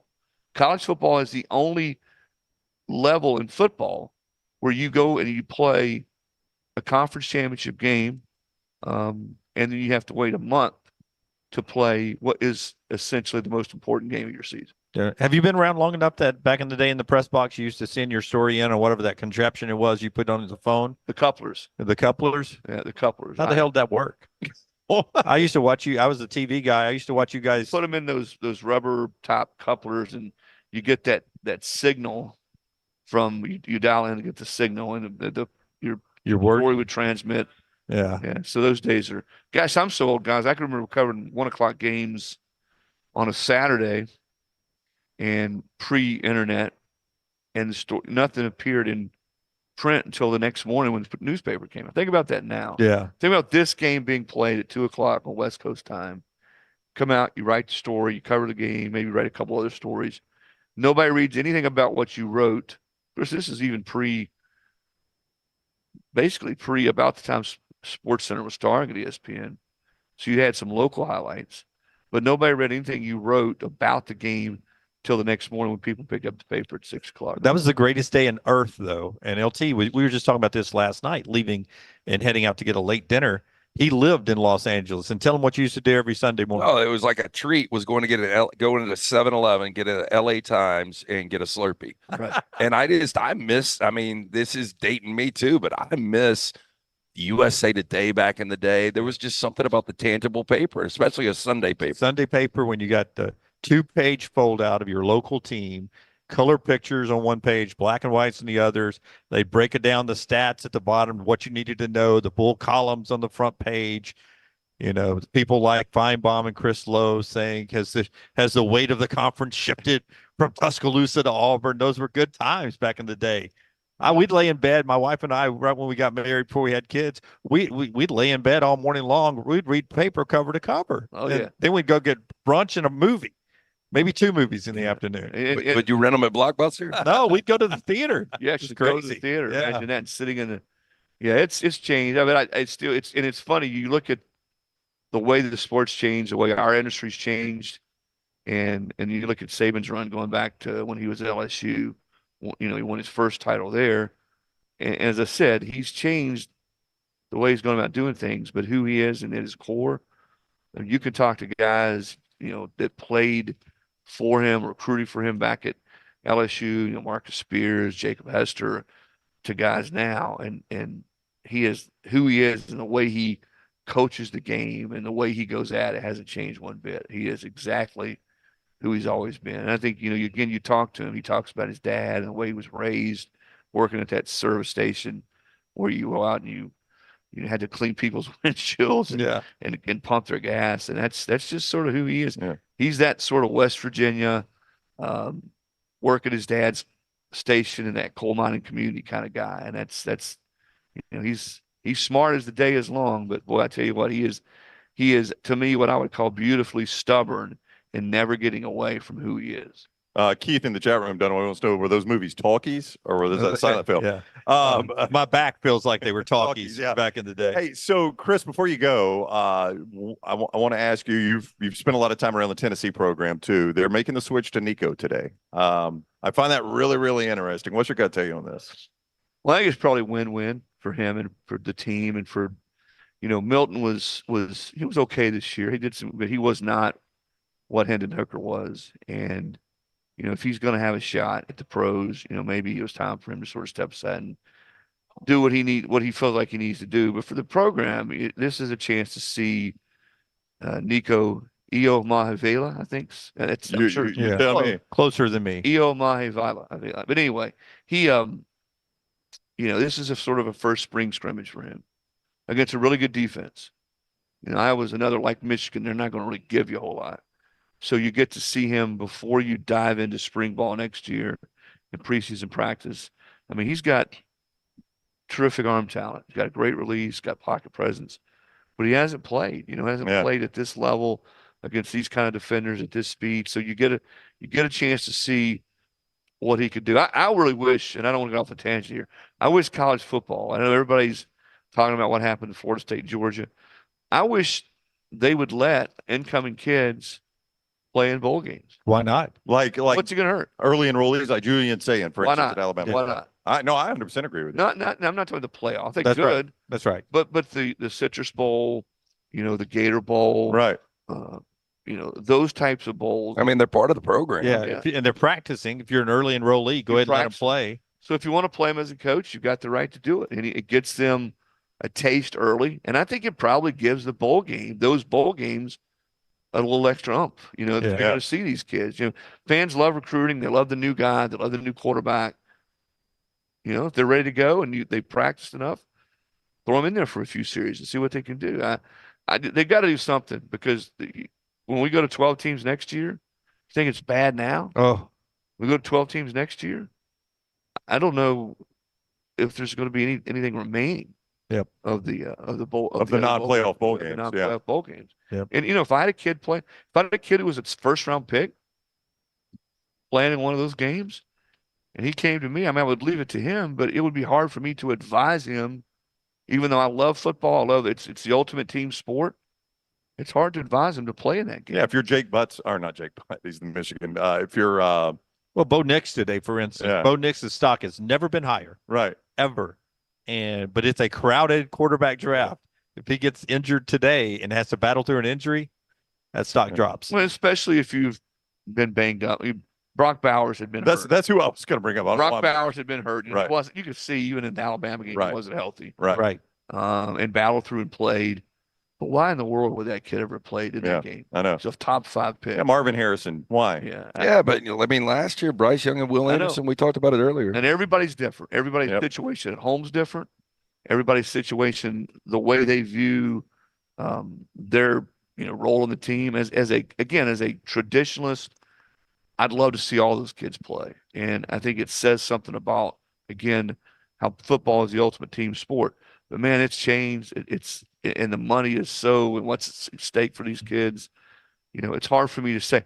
I look at it this way: I celebrate guys like Bryce Young and Will Anderson and Bo Nix who are going to play. I think that's great, the message it sends. But it's also hard for me to sit up on a pedestal and say, well, you didn't play and you're wrong. Yeah, that's right. No, I don't think it's the same thing mutually. I think you can celebrate the kids who do it, but it's hard for me to sort of wag my finger at someone who doesn't and say, well, you should have played. You were wrong. So we got to figure. Kirby's right. What Kirby Smart says is right. We got to figure out. There's got to be some way, because it's only going to get worse, the non-playoff games, and I still think we're headed toward. I don't have a time frame, but we're headed toward a big conglomerate of teams who play their own playoff. I don't know if that is 30, 38, 42, and you got your commissioner, you got your governance, you got your way to play players, and that's going to be the upper tier of college football. And I think it'll break away. I think college football will be its own entity, and it'll break away, and you'll have, much like the NFL. You have a preset playoff. There's not going to be, there won't be as much controversy. You're going to know what you got to do to get in the playoff before the season. And I just think that's where we're headed. Well, I'm telling you, I watch there's nothing I'm watching on streaming, I'll go back and watch old television broadcasts from the 70s of college football games. And it's a very famous interview, Keith Jackson interviewing Bear Bryant before the Sugar Bowl game against Arkansas. I think it was the 80 Sugar Bowl 79 season. And he says, are you in favor of the playoff? And he says, well, yeah, I'd be in favor of the playoffs, but what are we going to do about the bowls? I think it may impact on our bowl friends. And he was right. Well, he's right. And the sport's been slow to change. I mean, we're all old enough to remember. My middle son's just turned 20, getting ready to turn 24. And he looks at me like I've got 3 heads when I tell him there was a time in college football when, to quote Steve Spurrier, a bunch of media boys got together and voted, and coaches voted, and that was who won the national. He's like, and I said, even before that, Adam, before the bowls were played, they determined the national champion. Yeah. In 1973, Alabama was the national champions. And then they went and lost to Notre Dame, who also was the national champions. So it's been a snail's pace to continue to change. I mean, you heard from commissioners and chancellors, no, there will never be a playoff. We're not going to go down that road in college football. So then they've come up with the BCS. Well, they hate the BCS. They hate the computers. It's biased. But all right, let's have more of a human element in it. We have a committee like basketball. Well, now that's biased. Let's go back to the computers. These guys favor the SEC or what have you. All the complaints are out there. Roy Kramer said it best, man. There's never going to be a perfect way that satisfies everybody to determine a national champion in football, because the sport is different than everybody else. You play different schedules. Nobody plays the same teams. Even within conferences, you don't play every team. So there's no perfect way to do it. And there'll be controversy next year. Wait till a Georgia is, let's say Georgia and Bama playing the SEC title game next year, or whoever, Texas and Alabama, and they're both unbeaten or whatever. And the team that loses is not a top 4 seed because it's not a conference champion. That's right. And people look, wait a minute, Texas was ranked second in the country. They lose one game to Alabama, who wins the title, who's unbeaten, and they're on a top 4 seed. Now, that's the way it's going to be structured. Right. But you don't think there'll be some belly? By rule, the best they could be is 5 at that point. Exactly. Well, I mean, this is Georgia this year. Yeah, exactly. So, and then, who does the seeds after the top 4 of the seeds? Who's 13? Well, this year, I guess Oklahoma would not have gotten in. Oklahoma, Ole Miss, and that little area right Missouri, there would have been a fascinating debate on who got in and who didn't get in.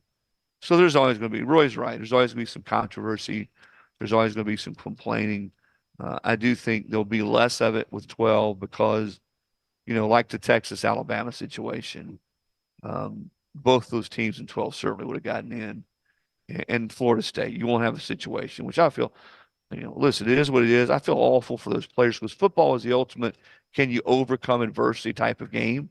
They did that. They lost their quarterbacks. And they didn't play as well without their quarterbacks. They still went unbeaten. They won their conference championship. They didn't get in.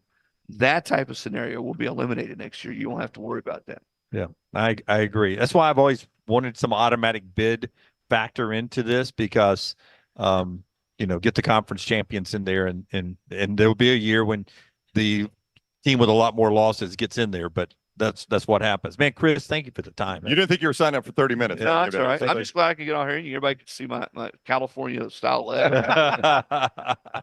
It is in the shot too. I didn't go all McAfee and had come in with a tank top. That's true. You did not. I'd love to. I told you before it came on, I've hurt my back and people are wondering why I'm squirming so much. This sitting position is the worst position for me to be in. So I'm trying to find a comfortable position. So hopefully it'll be standing at the Rose Bowl here pretty soon. Safe travels, man. See Chris, you guys. thank you so much. Thanks for having me. I enjoyed it. The show being brought to you by our friends at Southern Rubber Tire Downtown and Urology Centers of Alabama. We'll tell you more about them when we come back right here on The Next Round. The NFL Network's Daniel Jeremiah and Ryan Brown. DJ Football Weekly at Disrupt the Media on YouTube and wherever you get your podcasts. Hey, Lance Taylor from The Next Round to tell you about our friends at Gutter Cap. Gutter Cap's that patented aluminum cover system that fits over most existing gutters to keep out debris and eliminate that gutter cleaning. It's backed with a lifetime warranty, almost 20-year service record right here in Birmingham. Stay off that dangerous ladder forever. 45% off the retail price now if you call guttercapbirmingham.com. Call my good friend Chris Stewart now, 205-823-2212. Cap it, don't snap it. It's Gutter Cap. This hour of The Next Round is presented by the Birmingham Racecourse Casino, now featuring 7 days of giveaways with your chance to win a share of up to $125,000. The more you visit the Birmingham Racecourse Casino, the more chances you have to win. The Next Round is so much more than the show you get from 9 to 1 each day. So make sure to head to our official YouTube channel at Next Round Live and subscribe to get all of our latest content. We, of course, have plenty of specialty content and shorts based all around the sports in the heart of the SEC. But we also talk pro sports, gambling, lifestyle and entertainment, and so much more. It's the Next Round YouTube channel where you never know what you're going to find next. Subscribe now to see the latest content and get notifications when we go live. That's at Next Round Live on YouTube. Bet anything, anytime, anywhere with mybookie.ag. All the games, player props, great parlays, and all right there at mybookie.ag, right at your fingertips. And right now, you can get a special sign-on bonus when you make your initial deposit by using code NEXTROUND. That's mybookie.ag, code NEXTROUND for that special sign-on bonus. mybookie.ag, code NEXTROUND. Bet anything, anytime, anywhere with mybookie.ag. Stop by the New York Butcher Shop and pick up the finest in certified Angus prime beef steaks and burgers, premium pork chops, ribs, and all-natural chicken cut to order just for you. Their chef-prepared entrees and side dishes are the perfect dinner-to-go choice for your family and are ready to heat at home. With a great selection of fine wines and desserts, the New York Butcher Shop is your one-stop dinner shop. 2 locations to serve you, Cahaba Heights and on Highway 119 in Greystone. The New York Butcher Shop. Rare quality, well-done service. It's time to start thinking about employee holiday gifts. Consider getting your hardworking guys a pair of Red Wing boots. Each day, your employees are on the job site helping your company succeed, so reward them with comfort at its best. The Red Wing mobile shoe truck can visit your shop and fit your employees with a great selection of boots. Or Red Wing gift cards can be purchased at your local Red Wing store, available in all amounts. Whichever program you choose, your employees will appreciate the quality, service, and selection from Red Wing shoes, and they'll also be thankful they have such a great boss. Reward your employees this holiday season with Red Wing shoes. Want more of the show? Download the app or visit nextroundlive.com for the latest podcast, The Mystery Fifth Hour, our Not For All Ages podcast, The Last Call, and the entire Double Down Media podcast family. All at nextroundlive.com and on the Next Round app.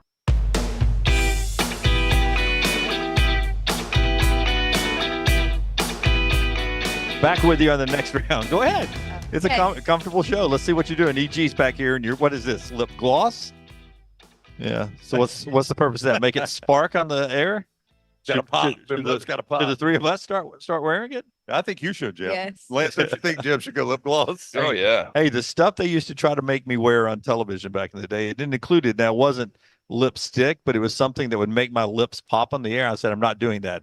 And then it was based, they wouldn't call it eyeliner, but it was something they wanted to make my eyelashes and eyebrows pop. And I said, I'm not like Derek Carr. I said, I'm not doing that. So there is something, 2 things I always have on me: a wallet and makeup. Nope, a tube of Burt's Bees, because I've got chronically dry skin, which leads to chronically dry lips. So I keep Burt's Bees with me at all times. So I've never really had that problem because I always put it on. But I had a lady one time that used to, Lance and I used to work for at My 68 and 21, that used to always say, hey, bite your lip real quick. Make you bite your lip because it bring blood into your lips. Ooh, see, I don't like when I get really tired, my lips get really red. I don't know why. And so it's very odd, but I know that like if I have not gone to sleep, I get really red lips. So I try and tone it down. Don't want to look washed out by my tired lips. So tell us about Southern Rubber and Tire downtown. And then I'll tell you about Urology Centers of Alabama, and we'll get back into the conversation now that Emily Grace has joined us with lip gloss in place and a nice hot cup of coffee. I enjoyed that cup of coffee. Next time we head down there. Hey, Southern Rubber Tire, the choice of tires and service in downtown Birmingham. Bryant, the guys can handle any of your automotive needs, carry all major brand tires, from brakes to alignments to oil changes and more. No job too big or too small. Southern Rubber Tire, conveniently located on 6th Avenue South, or 6th Avenue North, near I-65. Check them out online, southernrubbertire.com, southernrubbertire.com. Tell them you heard it on the next round. You enjoyed John Campbell talking about them and all those things. I will give you an update on the show. It might have seemed odd that I mentioned Jake Butt out of thin air, the Big Ten Network analyst, former Michigan linebacker. Tight end. He's coming on the show at 11. That's why I mentioned that, because he just texted me. So okay, so Jake Butt coming at 11. I did think that was a wild reference. It makes more sense now, though, right? Yeah. Well, I just looked down at the text that popped up from Jake Butt, and then I'm asking Chris a question. I said Jake Butt. I'm like, I mean, he's wondering why is Brown bringing up Jake Butt? And I'll go transition here. Oh boy.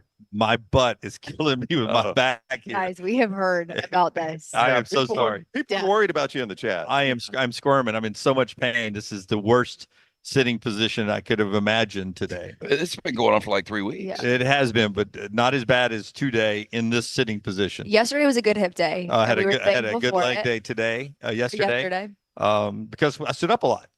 We were standing. This sitting position for what I have going on with my back is the worst thing to be in. So no bueno. Yeah. I wonder if we could get you like a stool. Oh, we should have brought the little chair. Yeah. The little chair would be even worse.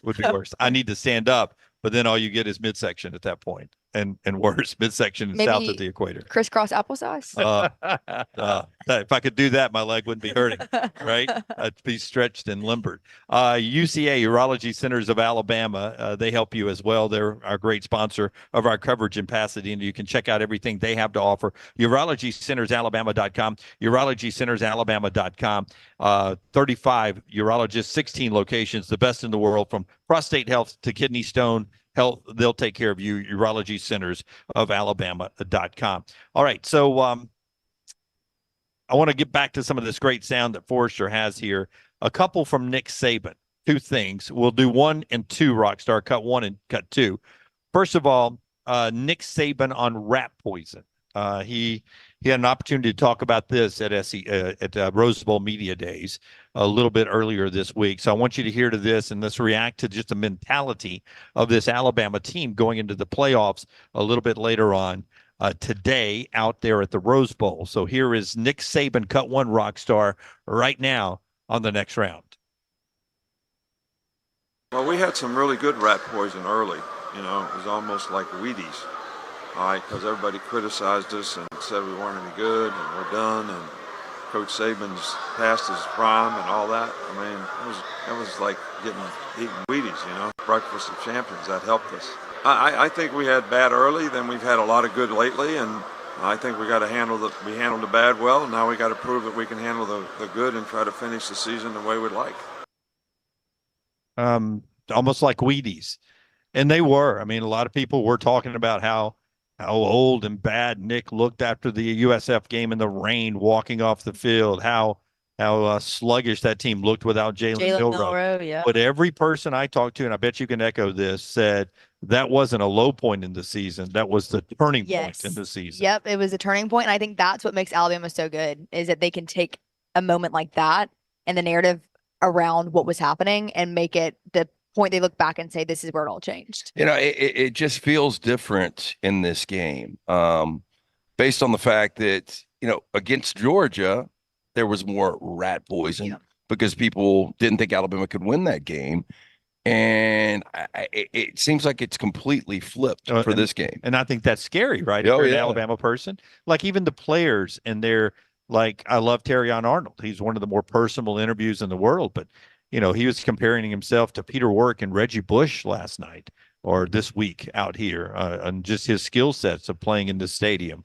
That he's bringing a Peter Warrick, Reggie Bush skill set into this, and we've seen both. We've seen, you know, you're not short on confidence. And Jalen's been, you know, very, you know, outspoken about Bill O'Brien and all that.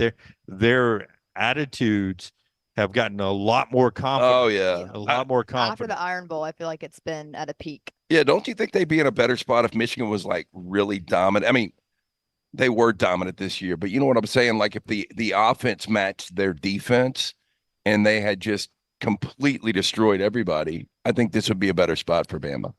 Yeah, maybe so. I don't know, man. I think sometimes we spend a lot of times reading into mindsets, and we're judging mindsets from what we see projected to us, and it might not be that mindset. I mean, there have been times where I mean, you think a team's got one mindset and they play a totally different way. So I don't know. I mean, this game is a pretty big mystery to me. I know Lance and I differ widely on this game. Lance, you can see today at lancelock.com likes Michigan.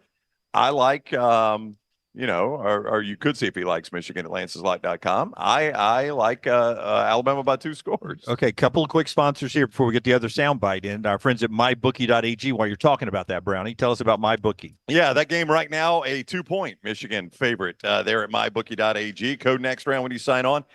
Get that sign-on bonus at mybookie.ag, and you can play with that right away. Win once with it. It is yours and yours forever. MyBookie.ag, code next round to get that sign-on bonus. Code next round at MyBookie.ag, where you find now up to 2.5. Michigan has ticked up to 2, and wasn't it 2 earlier when I brought it up? It was 2. 2.5 now. I saw 1.5 this morning. Climbing on game day here up to 2.5. And Texas still a 4-point favorite over Washington. MyBookie.ag, code next round. And our friends at Redmond Vodka. Tell us about Redmond, LT. It's a locally owned and operated. Charles Barkley, one of the great faces behind it. 8 times distilled. It's gluten-free, available in 22 states, including California. Ask for it by name. If they don't have it, tell them to get it It is Red My Vodka. Cut number 2, Rockstar, Nick Saban. This was the last question. We talked about this on the show last night or 2 nights ago. This was the last question about sign stealing. And it was yesterday we talked about this because it was yesterday's news conference with Jim Harbaugh sitting where actually Saban is sitting where Brown is. I'm Jim Harbaugh. The trophies and the roses are in between. You'll see it here in the picture. Here is cut 2. It is Nick Saban talking about the Michigan sign stealing right here on the next round. Are you concerned with the sign stealing stuff out of Michigan, and what has Alabama done to maybe prevent some of that?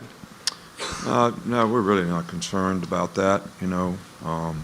Integrity in the game, I think, is really, really important. And, our team has had every opportunity to prepare for this game just like they have every other game. And, I think that especially when you're, a no-huddle team, you got to adapt and adjust how you communicate with the quarterback. And hopefully one day we'll get to the NFL system where you can just talk to the guy in his helmet. I think that would be a lot better. But for now, we just have to adapt to how we communicate with the quarterback, and we'll change it up and try to not put our players at a disadvantage in any way. So change it up and not put ourselves at a disadvantage. Not as bad as you framed it last night. Oh, absolutely. No, but you need to the see integrity of the game. Harbaugh, the shot that I saw, it's you can feel it when you see both coaches. Like you feel how awkward it was? Yes. That's what everybody that was there, Lance, said it was super awkward in the room. It didn't. I'm with Lance. It didn't necessarily. Yeah, it didn't seem as bad. Yeah, but that's because I couldn't see Harbaugh either. Yeah. All I saw was saying. Yeah. Makes it. Quick break here, and when we come back, we'll continue the table. Talk a little bit about the other game as well, Texas and Washington in the next segment. There's the trophy picture that is always awkward in itself when you put Jim Harbaugh in the room. Am I going to smile, not smile? What are we going to do? Should I look at him? Should I not look at him? With your hand. What I do with my hands? What do we do? It's all happening right there. The show being brought to you by the great folks at the University of Montevallo. Montevallo, a great place for your son or daughter to go to school. It's really, I like to call Michigan the other U of M. The University of Montevallo is my U of M. Nice. It's purple and gold, not maize and blue down there. You can schedule an in-person tour. Montevallo.edu, Montevallo.edu. Great athletics and more. Find out why you belong at Montevallo. And also our friends at Gutter Cap LT. Again, tell us about C-Stu and what he's doing over there. Yeah, make the call today. Cap it. Don't snap it. 205-823-2212. GutterCapBirmingham.com. C-Stu will come out, give you an absolutely free estimate. And you don't want to get on that roof, especially 2024. It's dirty. It's dangerous. Cap it. Don't snap it. 205-823-2212. Washington, Texas, and a little bit more next on the next round from L.A. Follow LT on Twitter at @TheLanceTaylor. Hey, if you're looking for Birmingham's best pizza, you need to stop in and see our friends at Slice Pizza and Brew. It's as local as you can get, from the ingredients that go into every pizza to the beer on tap. For a great lunch or dinner, go see our friends today, Vestavia or Lakeview at Slice. When it comes to great clothing, I love comfortable clothing that I can also wear to the golf course or anywhere I go. I get that from Roback. Ryan Brown here for the next round. Whether it is the softest hoodies you'll ever find, they're great quarter zips, the polos, the pants, the crew necks, you can get them all at Roback.com, and we're helping you save. Your first order at Roback.com can get a 20% discount when you use code TNR20.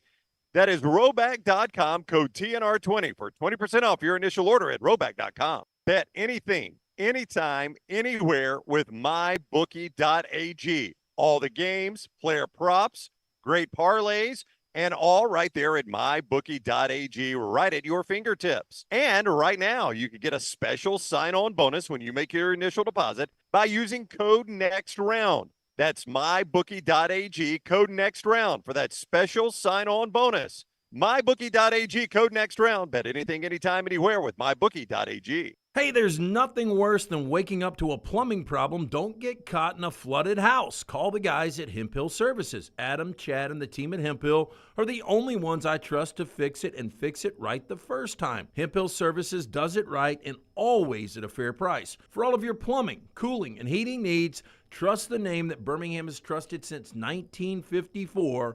That is Hemp Hill Services. Call now, 205-229-2090. That's 205-229-2090. Support the show and grab some great t-shirts and hoodies right now in the Next Round store. Buy the Alabama State map shirts in your team's favorite colors, the popular Y'all Can Have the Rest, or Next Round flag shirts are also online now. Just go to nextround.store. That's nextround.store. The traditional Next Round logo shirts are there too. Buy them for yourself, or they make a great gift for someone else. And let us know what you'd like to see in the store coming up. Nextround.store. That's nextround.store.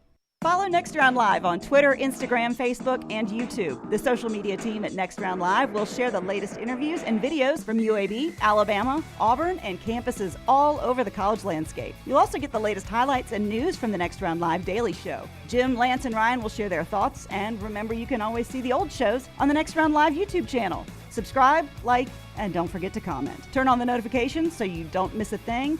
It's Next Round Live on Twitter, Instagram, Facebook, and YouTube. Want more of the Next Round? Download the app or visit nextroundlive.com for the latest podcast, the Mystery Fifth Hour, our Not For All Ages podcast, The Last Call, and the entire Double Down Media podcast family. All at nextroundlive.com and on the Next Round app.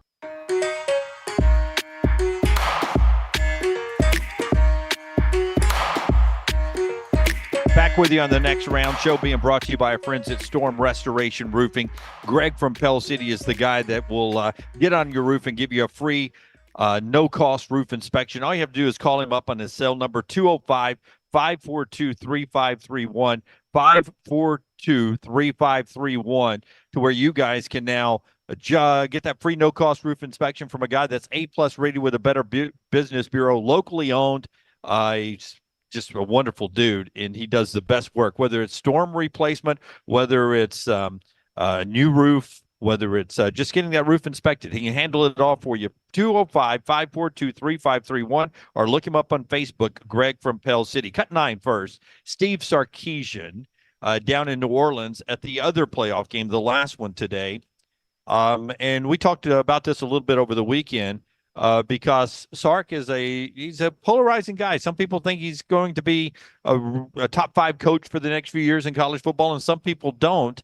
But he got asked this question yesterday about was there a point when he was fired at USC and having some personal issues that did he ever think that maybe coaching a team to the playoffs was never going to be a part of his future? Here's Steve Sarkeesian on the Next Round. When you look back on your careers, was there ever a point, maybe when you were riding buses in South Dakota, or you had a setback in your career like you did Sark, where you thought, this wouldn't be possible for me to be in this position? Maybe you looked at the playoff game and thought, I wonder if I'll ever be able to do that. Okay.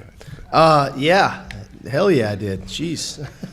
I was out of work. Couldn't get an interview. Never mind a job. Never mind thinking about the college football playoffs. So when you take a moment to reflect, like I'm doing right now, you think back to that moment when you, like I said, you don't have a job, you can't get an interview, and you're just trying to get back into the profession. Never mind thinking about being here with an opportunity to go play for a national championship. So I think part of that puts things into perspective, in that you appreciate the opportunities that you get. You appreciate the people that you're around every day, and you try to pour into those people. And when you pour into them, sometimes you get results like this, and you get on teams like this, and you get to be part of special seasons like this. Yeah, and it has been a special season for this team. E.G., I'll start with you. You saw that team in your first game to cover with us at Texas, Alabama. Describe the emotions you saw in Sarkeesian, their athletic director, and their players on that field right after they won in Tuscaloosa. It was pure elation from every player, every staff member, manager, you name it, Matthew McConaughey, Glenn Powell, them as well. But it was so cool to be a part of, especially for my first game, to just see what football means. And in that moment of beating Alabama in Tuscaloosa, and then knowing Sarkeesian's background, it was one of the coolest moments I've been a part of. Is Glenn Powell a Texas guy? I'm going to assume so. He was on the sidelines. I took a picture of him. We actually talked for a long time. Yeah, very nice. And then he starred in that movie that's out right now, the rom-com. Yeah. And I just remember him from Top Gun. Yeah, Maverick. favorite movie. But Lance, that was a game I think probably propelled this Texas team confidence-wise to really believe, quote, they were back. Yeah. I mean, it was much like 2019 LSU Ed Orgeron. I brought that up. It had a similar feel that just the celebration in Tuscaloosa. But this is a redemption tour for Sarkeesian. I mean, the fact of the matter is, always respected as a play caller, but wasn't a really good head coach before. No. You know, and from 2009 to 2013 was 34-29 at Washington. And you look just in 2 short seasons, Kalen DeBoer is 22-2. What you saw was, and the reason you compare it to Ed Orgeron, I think, was the reaction on the field, because that was Ed Orgeron's, to that moment, that was the biggest win of his career in Tuscaloosa against Alabama. Yeah, and that's by far Sark's biggest win. No doubt about it. And I would still say that, Lance, even with the Big 12 championship win. I don't know how much of this happens without that win in Tuscaloosa. Yeah. In fact, I don't think any of it does, assuming they still lose to Oklahoma. That's a 2-loss Texas team that's not in this thing right now. Yeah, but if they had beaten that day, if they had not played Alabama, if they say had beaten Tulane or Rice or UTSA that day, Florida State would have been in this playoff. Alabama would have been in this playoff. Texas would have been a 1-loss team out of this playoff. That's crazy to think about. Because the only reason I believe Alabama's in this is because an SEC team needed to be in this playoff, and that I think that's ultimately why Florida State was left out. Yeah, they were drafting partners. That's right. And you couldn't put Alabama in without Texas because of that win, in my opinion. Yeah. That's how we got here. The other side of the coin is the place where Sark used to coach, Kalen DeBoer. And there are now comparisons about this offense and the 2019 LSU team. Rockstar Cut 10. Here is Kalen DeBoer, the head man of the Huskies, the Purple Rain, making their way down to New Orleans, about this team being in the playoffs and having a playoff mentality right here on the next round. Yeah, when you're at the small college level, you're used to the playoff. For us back then, it was four rounds, win or go home. And that's fun to be a part of. It pushes you to be your best. That's what a lot of people say they want, but when it comes down to those moments, I think that's when you find out really who does want it and who does enjoy the competition. And, we understand what's at stake here. We win, we get to move on, and we get to have the next biggest game of our life, But for right now, this is that one, and we're taking each day and making the most of our preparation, and that's all you can ask. And my guys know that, our team knows that our number one ask is to bring their best energy, attitude, and effort every single day.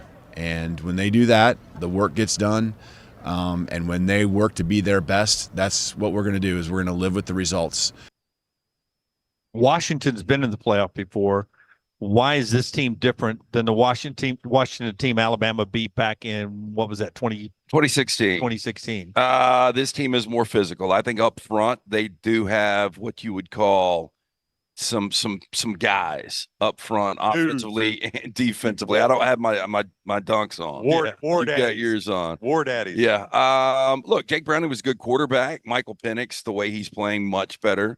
And I think Kalen DeBoer might be a better head coach than Chris Peterson. I mean, here's the fact of the matter. Wow. DeBoer, You love Chris Peterson. Whoa. DeBoer is 9-0 against ranked teams in his 2 years. He has won 11 straight one-possession games. Guy just knows how to win. And no, he's an excellent quarterback coach too. He develops quarterbacks very well. I cannot get a feel for this game, Lance. I think has influenced me on this game. I think I've heard him say too, he hasn't influenced me yet on Bama, Michigan, but I think he's influenced me on this game because he's got me thinking Washington is going to win. And I think that is, I'm going to go ahead and say it. If Washington wins and I say they win, it's because Lance has influenced me on it. Well, I mean, when Herb Street said 2019 LSU, I instantly thought of you, Lance, because you've been trumpeting this Washington team so long, and it dawned on me. I was like, oh, there is a little bit of that vibe going on right now. Yeah, that's a lot. I mean, Dylan Johnson's really good. I guess his numbers would compare to Clyde Edwards-Helaire. I just don't think these receivers and Burrow. Odunze's no Justin Jefferson. Yeah, and Burrow was just so freaking good. But I do think this team, I think they believe, and this is one of those windows. I think DeBoer is going to win a lot of games at Washington, and I think they're going to compete for Big Ten championships. But this is a team that has so many seniors on it. It's almost like Michigan. We need to get it right now. Yep, I agree. Do you have a feel for Washington, Texas? Or are you sliding with LT, or are you going with me after watching Texas's big defensive line and secondary against Bama? I think that an area for Texas that could hurt them is their safeties. They're down to 3 scholarship players, with one being a true freshman that has been taking reps. And so Washington is going to look for those favorable matchups with their receiving core. And you know that Washington is going to make the big plays. That's right. You That's know what they do, right? That's what they do. So if Texas can limit the explosiveness, I don't know. I just think there's some matchups that are going to favor Washington. Well, and I know we're going to get good Michael Penix. Yeah. I don't know what we're going to get from Quinn Ewers. Yeah, that is a question. He's been really good against Alabama, but he has faltered against lesser Big 12 opponents. That game after Alabama, Michigan, we'll talk more about Alabama and Michigan with the guy who Brownie can't get off his mind coming up in the next segment. Jake Butt, Big Ten Network. Jake Butt's coming up. Former Michigan tight end. Brownie can't get Johnson RV off his mind either, can you? I-65 exit 304 at Coleman, 334 in Decatur. I cannot, Jimmy D. Hey, listen, RV show season is coming up. You don't have to wait for it, though. Just go to Johnston RV Center and take part in it. Why wait, they say. Johnston RV has decided to go ahead and provide huge show and model closeout discounts on select floor plans from Forest River. If you're looking for a travel trailer, fifth wheel, toy hauler, motorhome, Johnston RV has what you need. Get a head start on camping season by taking advantage of the RV show pricing now at Johnston RV Center. JohnstonRVCenter.com, I-65 exit 304 in Coleman, 334 in Decatur. And our friends at Dr. B, Dr. Beckenstein, is the guy's got LT's hair looking good, though he's not showing it a lot out here in California. Salad blowing in the wind. You got the hats. Yeah. The hats. You're sporting the hats, man. Got to fly the flag. Fly the flag. Dr. Beckenstein, this was the name everybody mentioned when I started to thin out. They said you need to go see this guy for more than 20 years. Women and men have turned to Dr. B. T3 hair.net, T3hair.net, again, 3 times a week. I do the non-invasive treatment, 30 minutes each time. That's all I'm doing. My hair is more than doubled in thickness. T3hair.net for more information. Back in a moment on the next round. All the SEC with our all-SEC analyst, Roman Harper. Thursdays at 9:25. Twin Peaks is the best in the game. Here, you're in the red zone for every college rivalry and divisional matchup all season long. On game day, you never have to decide which teams to watch, only what combination of bites, burgers, wings, and more to order. Plus, where else are your favorite draft beers always poured at a frozen 29 degrees? Only at Twin Peaks, the #1 sports bar. Stick around after the sun sets. Twin Peaks is open really late. Wind down with bourbon and late-night bites. Only at Twin Peaks. When it comes to great clothing, I love comfortable clothing that I can also wear to the golf course or anywhere I go. I get that from Roback. Ryan Brown here for the next round. Whether it is the softest hoodies you'll ever find, they're great quarter zips, the polos, the pants, the crew necks, you can get them all at Roback.com, and we're helping you save. Your first order at Roback.com can get a 20% discount when you use code TNR20.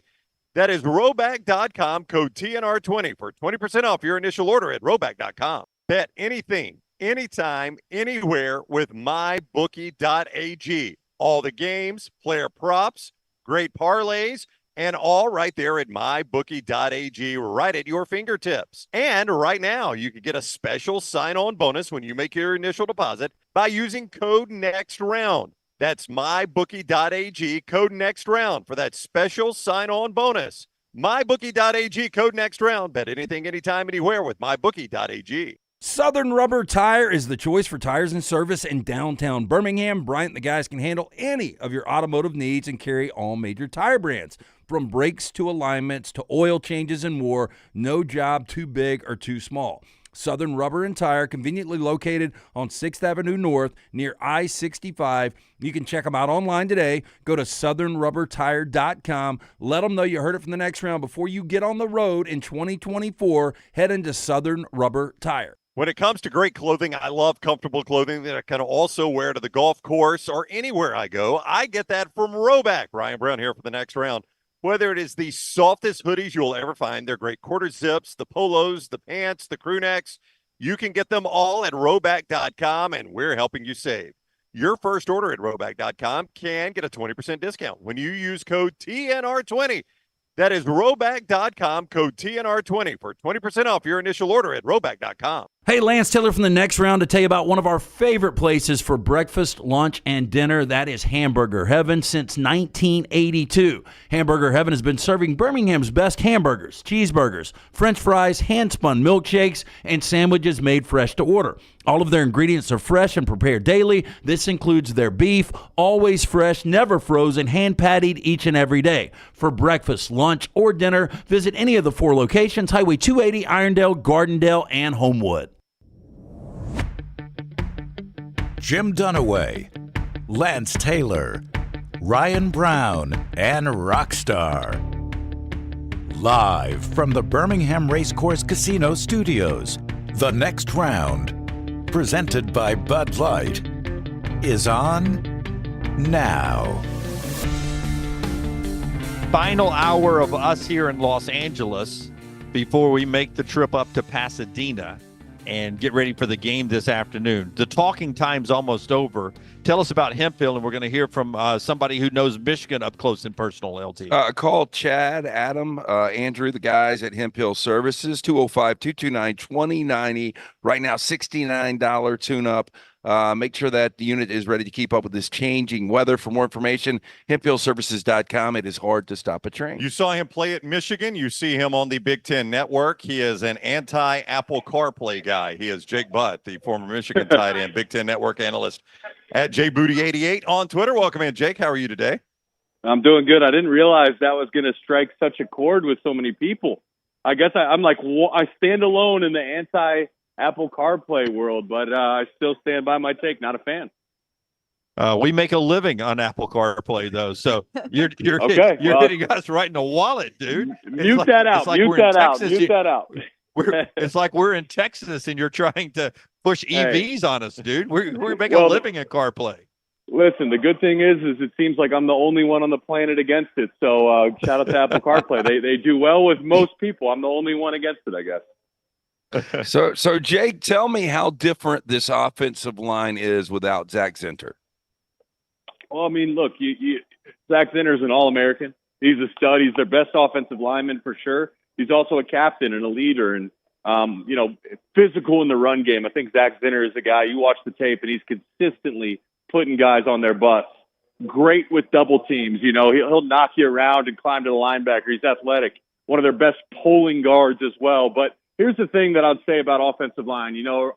I'll give you a comparison. A wide receiver is dependent on himself for the most part. Of course, the quarterback has to throw him the football. But if I'm a wide receiver, I'm dependent on myself to create separation.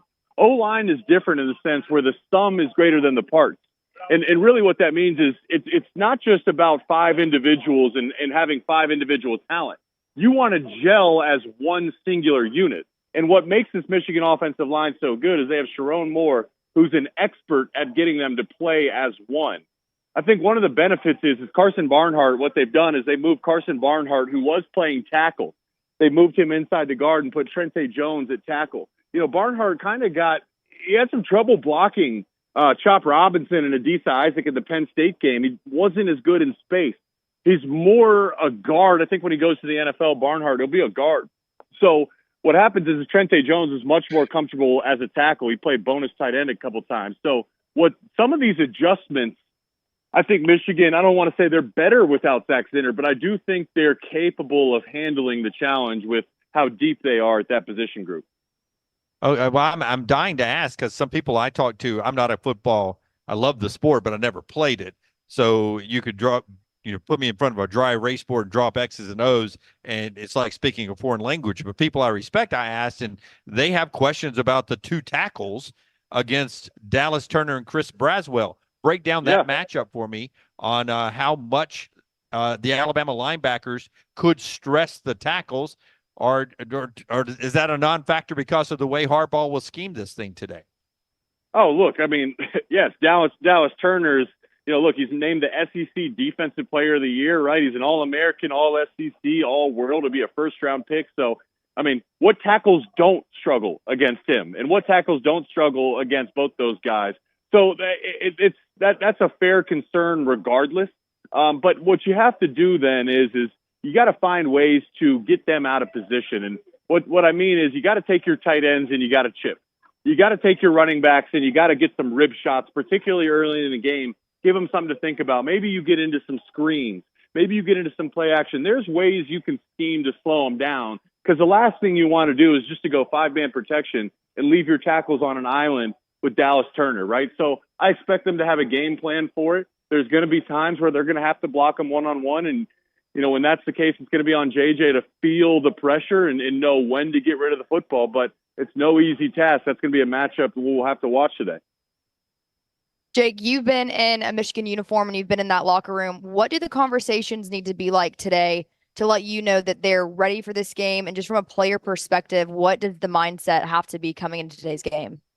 Yeah, I think the conversation is guys, this is pretty much you work your entire life for this moment. When you're a kid and you're playing football in the backyard with your brothers and your family and your friends and the kids in the neighborhood, you talk about, hey, this is for the national championship. This is for it all. So you work your whole life. You envision this your whole life. This is the ultimate goal outside of playing in the NFL. So for Michigan, I think what they know is, guys, remember the bad taste you had in your mouth after the 2021 game. Remember the feeling in the pit in your stomach after the loss to TCU last year.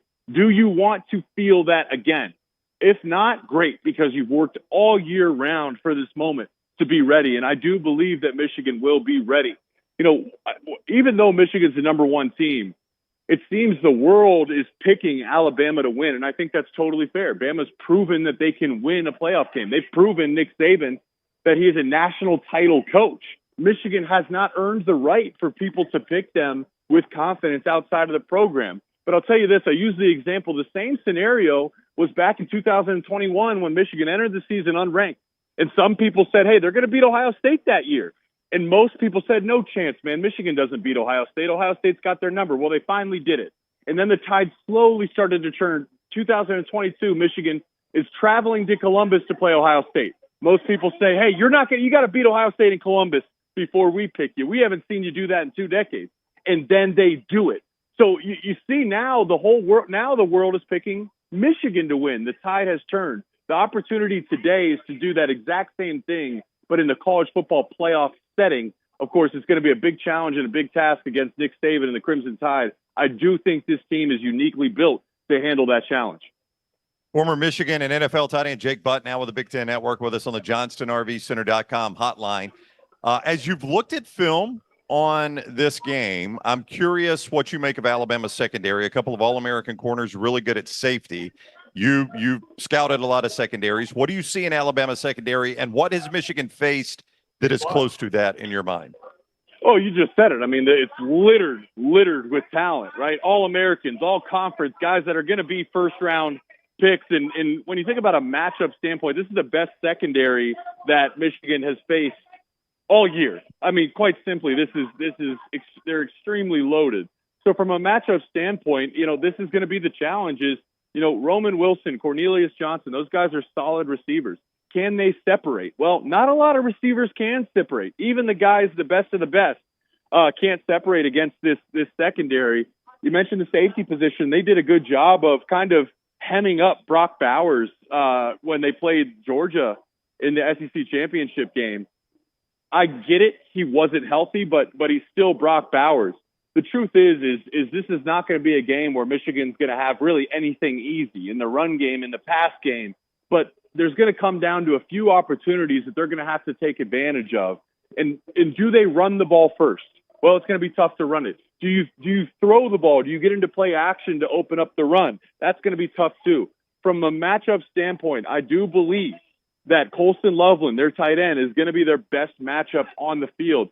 If I'm Jim Harbaugh and I'm Sharon Moore, the play caller, I'm looking at about 8 to 10 targets for Loveland, particularly early in the game.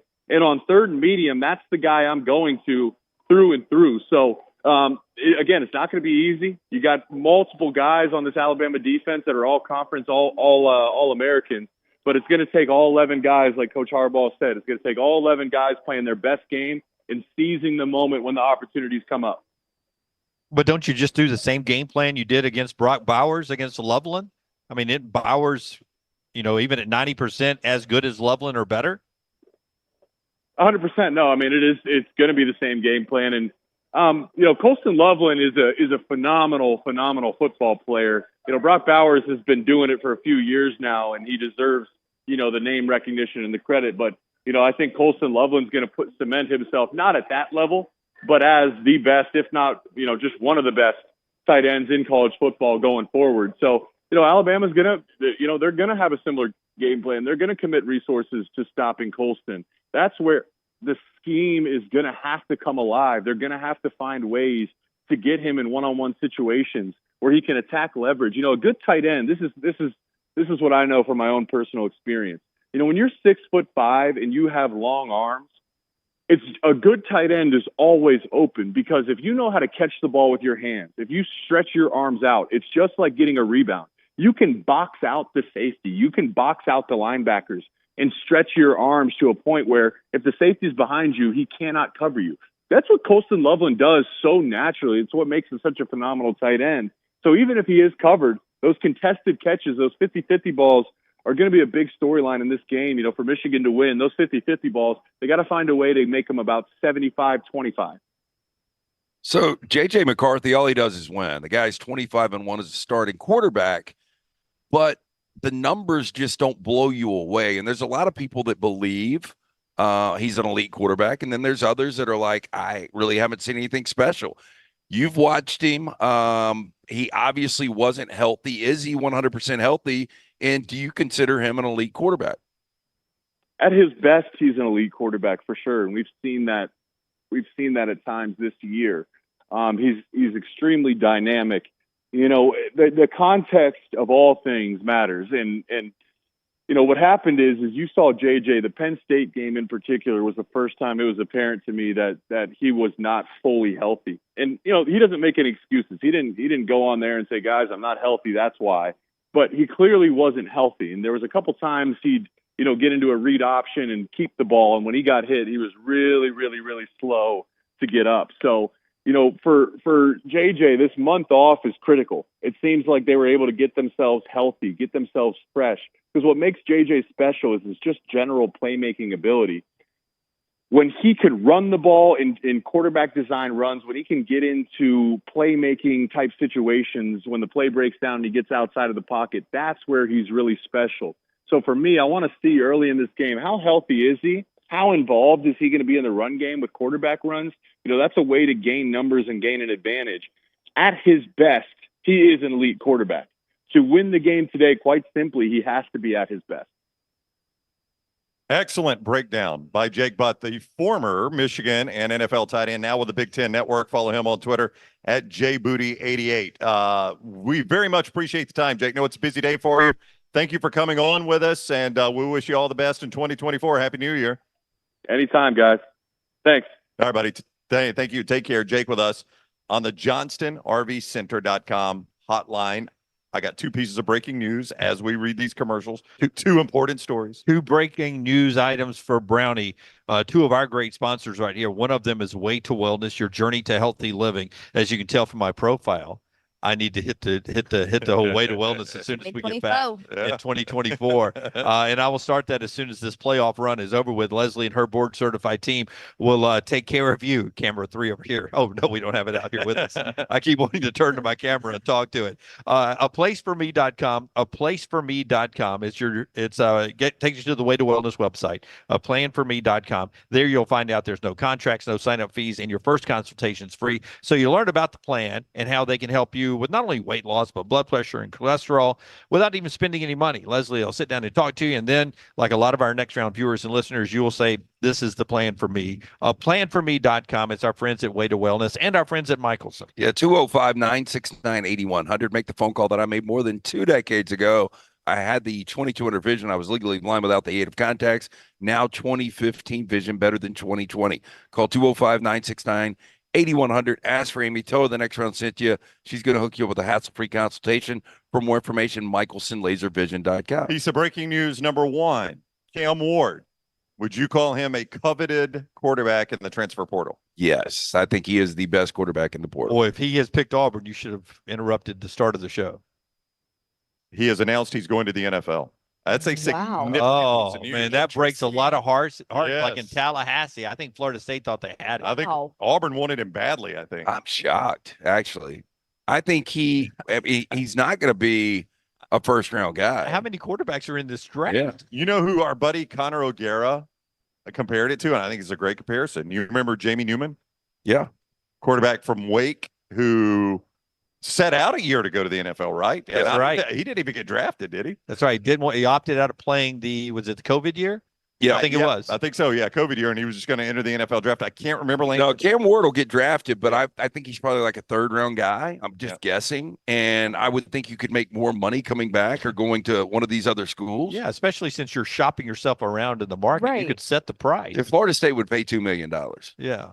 maybe more. Yeah, because they're going to need to keep this momentum going. I mean, Ohio State. What could Ohio State pay? I know. That is shocking. No, Yeah, I'm shocking. surprised Yeah. because I think he was coveted in the college game. I think he probably could have gone to Auburn, probably could have gone to Yes. Florida State, probably could have gone to Ohio State, probably could have gone to Miami. I think any of those schools would have taken him. Yep. Heck, USC might have. Did he explain in the video? I haven't seen the video. I have the video right here. Let me just see the reply. He makes his announcement in the video. So while EG's looking at that, piece of breaking news number 2. And Scott has graphic support on this, so you know I'm not making this up. Okay.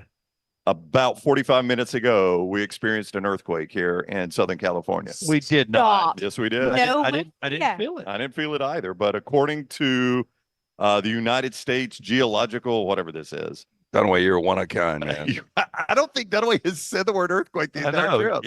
It was our driver this week's been talking earthquakes. It was just 12 miles south of Ranchos Palos Verdes at 8:27 this That's what morning. I had for breakfast. I know. a 4 on the Richter scale, which what is 10 is the biggest number on the Richter scale. Wish we would have felt it. I don't. No. Just for fun. I had a buddy when I lived out here, and he said a lot of his friends moved after a Because bad of the earthquake. earthquake. So it was so So, scary. but a 4 is pretty close. I mean, 6.2, and you got some considerable amount of damage at that point. So we're at a 4 there. Wow. So people, I mean, I'm worried. I hope that's not a pre-shock. And we had the waves happening too. Yeah, but remember? that's what Maddie was saying was Yeah. that she's lived here long enough that like we can feel tornadoes in the South, that it She feels can like feel- tornadoes are coming. She said Yeah. she could feel an earthquake coming, well, and she nailed it. Well, wait, she didn't. she- She didn't say that. She said the next earthquake is going to be really bad. yeah, well, thank So- God it wasn't. She said it gets really quiet. Hey, But I think the waves are separate. So for those that don't know, they were experiencing catastrophic waves in Ventura Beach Yeah, and it injured 8 people. critically injured 8 people. Brown said did that not kill them. it did not kill no, well, I said that in the car that it killed him. I did not say it on the Brown was the first report 8 had died. in the car. Right. Luckily, he was incorrect. Corrected. Yes. Yes.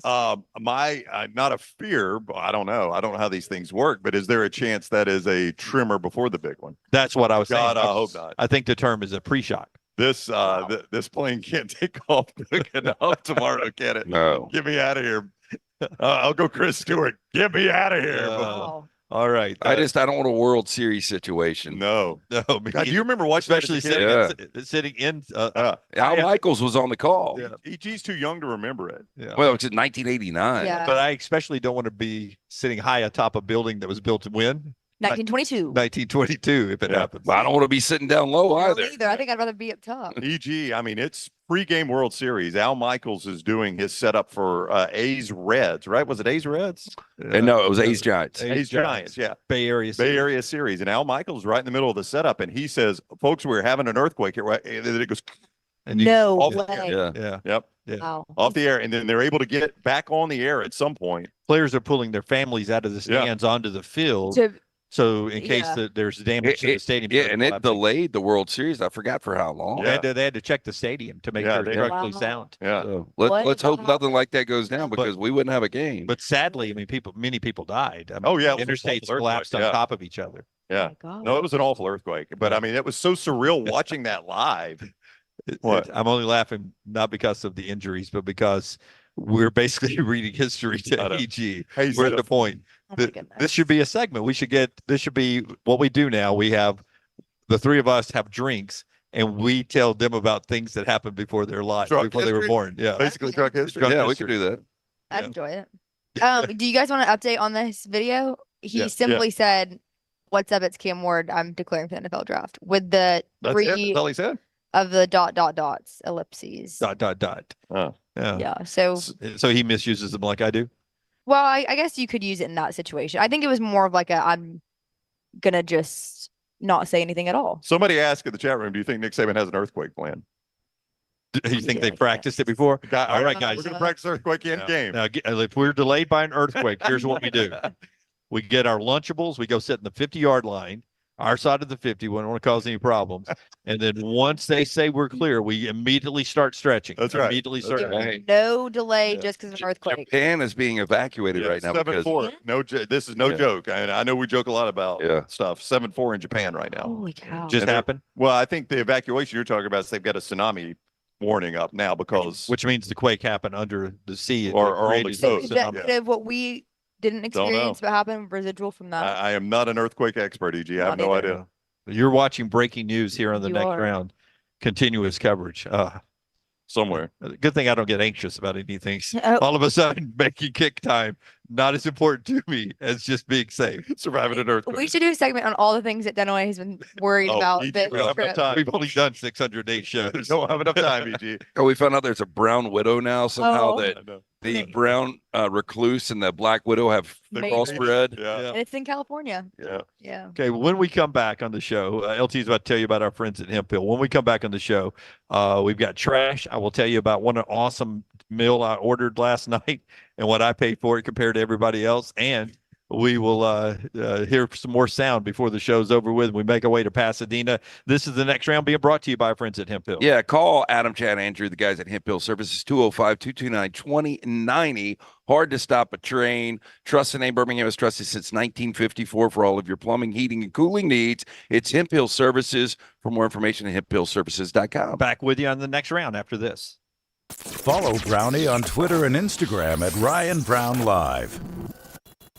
There's only one Champy's world famous fried chicken. Poor boy's tenders, full fried chicken plates, and a little bit of the Mississippi Delta with chicken on a stick and hot tamales. On your way to or from the big game on Highway 119 in Alabaster, stop by Champy's Chicken. Spring weather is here, and our friends at Hemphill Services are offering a $69 HVAC tune-up plus 10% off any service call when you mention the next round. Call Adam, Chad, and the guys at Hemphill Services. Make sure your HVAC unit is ready to keep up with the changing weather. Hemphill Services, locally owned and operated independent train dealer. The team can service all makes and models. For all of your plumbing, heating, and cooling needs, call Hemphill Services. It's hard to stop a train. 205-229-2090 or hemphillservices.com. That's 205-229-2090, hemphillservices.com. When it comes to great clothing, I love comfortable clothing that I can also wear to the golf course or anywhere I go. I get that from Roback. Ryan Brown here for the next round. Whether it is the softest hoodies you'll ever find, they're great quarter zips, the polos, the pants, the crew necks, you can get them all at Roback.com, and we're helping you save. Your first order at Roback.com can get a 20% discount when you use code TNR20. That is Roback.com, code TNR20 for 20% off your initial order at Roback.com. Let's face it, a home is one of the most powerful assets you can have, and our friends at Mortgage Right want to help you build wealth through home ownership. Mortgage Right is all about providing competitive rates, a variety of loan products, and a multitude of resources for a seamless home buying experience. They treat their borrowers like family and are always looking to bring more happy homeowners under their roof. See more by visiting mortgageright.com/TNR today and start living. That's mortgageright.com/TNR. NMLS 2239, equal housing lender. Bet anything, anytime, anywhere with mybookie.ag. All the games, player props, great parlays, and all right there at mybookie.ag, right at your fingertips. And right now, you can get a special sign-on bonus when you make your initial deposit by using code NEXTROUND. That's mybookie.ag, code NEXTROUND for that special sign-on bonus. MyBookie.ag, code NEXTROUND. Bet anything, anytime, anywhere with MyBookie.ag. Twin Peaks is the best in the game. Here, you're in the red zone for every college rivalry and divisional matchup all season long. I mean, where else are the scenic views as good as your view of the game? Only at Twin Peaks, the #1 sports bar. Hey, Lance Taylor from the next round to tell you about our friends at Gutter Cap. Gutter Cap's that patented aluminum cover system that fits over most existing gutters to keep out debris and eliminate that gutter cleaning. It's backed with a lifetime warranty, almost 20-year service record right here in Birmingham. Stay off that dangerous ladder forever. 45% off the retail price now if you call guttercapbirmingham.com. Call my good friend Chris Stewart now, 205-823-2212. Cap it, don't snap it. It's Gutter Cap.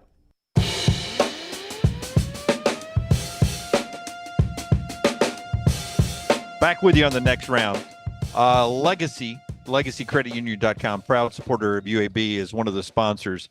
I will tell you that Legacy is the kind of people you want to deal with as you move into the new year, because they have so many things that they will sit down and talk about your finances with. Unbelievable checking and savings account. They have a very affordable, low percentage rate, annual percentage rate credit card, personal loans, anything you need to sort of get your finances in order this new year. You can do that with our friends at Legacy. LegacyCreditUnion.com, LegacyCreditUnion.com, federally insured by the NCUA. We told you we went out after doing some work yesterday. We dashed out to a late dinner, 10 o'clock local time. So after midnight back home. We go to this place. And I won't say the name, but we go to this place. It had a good vibe going on. Yeah, it was a good restaurant. I liked it. Good vibe going on. So on the menu, for instance, you had what you have? I had the lobster scampi. Lobster scampi, $16, I think it was. Lobster tail and scampi. It was. Y'all should have seen how quickly I ate that. Oh, she whooped it down. I did see it. It was the most I'd ever seen you eat, to be honest. Yeah. And it must have been delicious. It was She whooped amazing. You guys had the squash spaghetti, right? And smash burger. And the smash burger. Yeah. It was like a squash cut in half, and they create spaghetti out of the squash, and then they put like Mexican, like black beans and Did you get that rice. too? Yeah, I did. And I got steak with mine. He added steak. It was terrific. Yeah, I thought mine was good. I didn't think it was great. I thought the burger was fantastic. Yeah, the burger did look good. Burger was about 16. The spaghetti squash was about 16. It's 20, I think. Added the steak was about another 15. Yeah. So one item on the menu was a New Year's Eve special. They were having a special that they were having at the restaurant. Right. It was an 8-ounce steak, a lobster tail, corn on the cob, mashed potatoes for $75. Surf and turf. And I thought to myself, it's the special on New Year's Eve. How big must this steak be? It said 8 ounces, but it had to be a great quality steak or lobster tail, whatever. So I ordered that. $75. Like my meal costs the same as 3 people's meal cost. How'd that steak look when it came out, LT? It looked like something you would get at a truck stop. Yeah, like Huddle House. Do you remember the truck stop that advertised between Birmingham and Tuscaloosa? The Petro? Yeah. Do you remember like they would advertise their steak was like $4.99? Yeah, so that home of the $5.99 steak. Iron skillet special. Yeah, that's what that steak looked like. So, what did it taste like? Oh, it didn't. I mean, I was just so hungry. Yeah, I would have eaten anything. Yeah, except those pickles. That's those pickles. Ugh. The steak was paper thin, and I done away. I mean, all it did. So they bring mine out last. Side steak. My side steak, which was a flank steak. His was a sirloin. Mine was a flank steak. Looked amazing. Amazing. And Dunaway immediately goes, "Look at your steak." Well, at least you got instant potatoes, right? The potatoes were made out of water and flakes. Hey, Rockstar, I said, Dunaway, would you look around this restaurant? And he looks around. I said, what about this restaurant screamed surf and turf to you? No, what was the local peasant was the name of it? Yeah, too. It was like it was a bar. Way to throw him under the bus. Yeah, way to go. No, I mean it was amazing. We all loved it. We'll never see him again. Well, trust me, I'll never see him again. my lobster tail looked so. Yeah, your lobster tail was better than mine. What did the lobster taste like? Oh, mine was fabulous. Yeah, mine was fine. It was just half the size of hers. And The weirdest thing was how they cut your corn. that was very odd. They cut the corn in Medallion. Yeah, I'd never seen that. It made it harder to eat. It did. All right. We'll get to trash right now. And then we'll hear sound all the way up to the top of the hour. I'm shaky.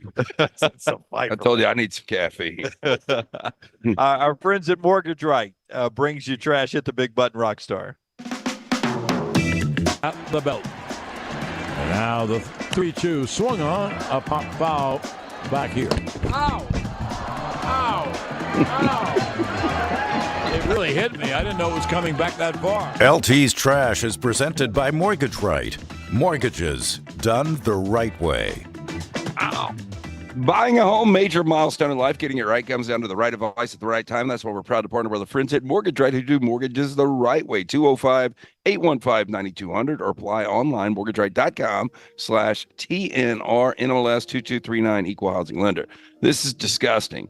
Polk County residents are asked to open their homes to current shelter pets after over 300 animals were removed from one mobile home. A mobile home? Near Frostproof, Florida. God. Deputy responded to the home the morning for a welfare check after they were informed a 75-year-old woman and several pets were living in a possible quote, hoarder situation.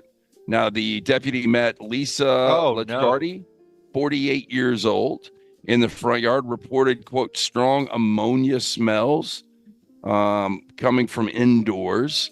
Now, according to this report, deputies saw about 75 cages containing chickens, ducks, and peacocks on the enclosed front porch. Some of these animals, quote, appeared to be malnourished and sick. When entering the home, deputy reported an overwhelming odor of urine, seeing approximately 50 cats running through the mobile home, climbing furniture and laying on counters. Around 50 more cats were found elsewhere in the home. Elsewhere? Where do you go elsewhere in the mobile? They said there was dried feces everywhere, urine all up and down the walls. Negative, balls. I mean, he's lucky he didn't walk in and the cats had become so feral at that point that they didn't all attack him and start pulling him apart. Well, I bet if you were draping that steak out you had last night. Oh my goodness! I'm complaining. They would have loved it. They would have. I know. Wow. Here are some things that got stuck in rectums last year. Wow, is it 2023? Welcome to the show, EG. Rockstar, is this a newsletter you guys get, or did you have to search for these? It's a subscription I get every December. It's something I subscribe to just to make sure what not to do in the future. I did know somebody in the medical community. They said this stuff happens all the time. So let's. I assume the three of us have not seen this list. No. So let's see if we can guess something that shows up on the list. I'm gonna go Hot Wheel. Go. Hot Wheel. What? That's a car. Yeah, I know what a Hot Wheel is. Okay. That sounded a lot more like sassy than I meant to. Yeah, it was very sassy. Yeah. I mean, I don't know. Let Brown go next. Brown. Yeah, Hot Wheel for me. I can. Whole can? I can. Wow. Okay. What is You're this? gonna know that. Hello, Georgia. Spatula. Okay, here we go. Ice cream scooper. Ooh, that's close to a spatula. It's very close. Yeah. Same family. A shot glass. Okay, can. Shot glass. Cologne bottle. Ooh, at least it smell better. Shampoo bottle and toothbrush. In this- the same. Yeah. Yeah, I think one was at that point being used to retrieve. Patient states he accidentally sat on a cone-shaped object in the shower. Yeah. They always accidentally sat on it. Rockstar, what do you always say? 1 in a million. 1 in a million. 1 in a million, Doc. This patient put a screw in his anus because he was, quote, curious. Flathead or Phillips head? Patient states that earlier this afternoon he was trying to be funny and shoved a plastic bottle up his rectum. Nothing is funnier than that. Was it in the recycle bin? How about this one? Patient states he stuck a pin in his butt to scratch an itch and it became stuck. Awful. Back to last night, a corn on the cob holder was found. Yeah, you didn't need that, Jim. The holder? And how about this one? A plastic lightsaber. That sounds kind of big, doesn't it? It does. Lightsaber. Now, according to the mechanic, Obi-No Kenobi. That's actually pretty good, Dunaway. Obi-No Kenobi. Now, according to this dude, mechanic and founder of Junk Car Medics, he said a well-prepared glove box is a mechanic's best friend. Are we on a new story? Yeah. I did not get the transition. All right. Here are things you should keep in your glove box. Flashlight. Yes, I've got one. Let's all do have it or not. I don't have a flashlight. Okay, I got one. Vehicle manual. You know, Owner's manual? The whole thing about the flashlight is every phone has a flashlight now. I got a phone now. But I've still had one. All right, owner's manual I've got. Yeah, proof of insurance and registration. Yeah, I Got that. That's on my phone technically, but I still got it. I got the card. But the phone's very important to you so far. Very much. Tire pressure gauge. got. Those are less important because your car tells you now. Your car tells you, and then when you pull over to get air, you got a gauge on the air. Yeah, I don't know that you need that anymore. Mini first aid kit. Don't have one of those. I don't either. Band-Aid. Which is more important, strapping, packing heat, or the first aid kit? Strapping. Yeah. You want to go to jail? You want to go home? You want to go to jail, or do you want to go home? Pen and paper. I've got that. Oh, everywhere. I needed to take down a note for me. I, Brendan Lance Taylor, do declare. A multi-tool. I've actually got one of those. Yep. You never know when you're going to need an opener. Yeah. Luckily, it didn't show up in the list in 2023, but I think it was in 2022, the old multi-tool. And finally, spare fuses. I wouldn't know how the hell to I don't put one even on. use either. I don't know Yeah, that me much. too. At least you can pick your teeth with it, but put it in a car. Where's like lip gloss and a brush and some perfume, some lotion? Our Santa gift in everyone's Tallest woman I've ever seen. Where? Oh my Yeah. gosh. She is tall. Lord. Holy cow. I'm saying 6'4", 6'5". No, she is. No. I mean, she could definitely play center in the WNBA. I can't turn around. Well, she's too far gone now. Great hair. You've lost all your depth perception. That is a tall lady right there. I bet she played ball at Michigan. She got on Michigan gear. It looked like Caitlin Clark from behind. Yeah, but she Yeah. ain't that tall. She's not that tall though, is she? No. Yeah. I'm sorry, Jim. So Go ahead. in our stockings this year, Santa gave everyone in the family, 4 of them, this one thing does all. You keep it charged in your car in the trunk, and it has air pressure. You can Oh, I've seen pump up a those. tire. You can jump a car with it. Yeah. Can you put it in your ass? That's parts of it. And there's one other thing it does. Yeah. So I would highly recommend those if you've got teenage drivers or college age drivers, because my daughter has one in her car. I don't know, truthfully, if that happened. I don't know if I could utilize the device to fix the problem. Yeah, but and here's what I've instructed Anna Kate to do: call me and Yeah. I'll talk you through it. Call 'Cause Mark. it's not real complicated, but I'm happy to talk you through it. I mean, I should have done that today. I was trying to change Harper's tire, and her boyfriend got to come do it. That's embarrassing. When I got Dad, robbed, come do it. when I got robbed, that was the worst call I made to my dad. Having to tell him that I left. Speaking of like having to call for car trouble. Right. You left valuable. What was in it, a your car. smash and grab? No, Lance, I wish it was. Sassy again. No, I'm not meaning to. Yeah, I told her this on this trip. She has grown up 5 years in the short time she's been with it. She's like she's like a mature woman now. She was fresh out of college, very, very, very polite, That's what you thought. sweet, and now all of a sudden, biggest smart ass on the show. Yeah, that's why Little T used to be too. No, they came in all sweet and nice. I think she might have her own YouTube channel by now when we get back. Boom. We corrupt them. No. All right, go ahead. Okay, so I'm saying I wish it was a smash and grab because that would have been less embarrassing. I left my car unlocked with the keys in it. That's really. And but listen to this. Well, you put that at the right exit in Atlanta, it gets stolen. In Statesboro, I wish they would. Well, I don't wish they would have sold my car, but then I would have found it easier. They stole all my stuff. I never found any of it. But like, take my car and then I could just find it. You know. I had a guy I went and I was going to buy a used car one time, and I took my car in to have him look at it, and it was having like mechanical issues. I knew it was going to have to get fixed, but I was going to let them at least give me a price on it, right? Like the transmission was about to go out. So he said, he was a car salesman and he was 100% serious. I said, so, what's the price going to be to fix it? What will you give me on trade? He goes, I'll tell you what your best option is. I said, what's that? And he goes, I'll give you an exit number in Atlanta, and you go over there and you park it with the keys in it, and you'll never have to worry My about it. brother's car That got was a car stolen. salesman telling me Did that. you do it? I didn't do that. So Insurance fraud. Ishmael. my brother's Yes. car got stolen in Atlanta. Yeah. And That's right. yeah, and it was a Tahoe. The engine everything was stolen. Yeah. In it, including the engine, and it was traumatic. They stole my keys and stole my car. That would scare me more. Was there a house key on it? Oh, they had like my ID, they had my health insurance, they had so what was weird about No it though bueno at that point. was I was the only car in the neighborhood that got stuff stolen out of, and my roommate's car also had the doors pulled and nothing of hers was taken.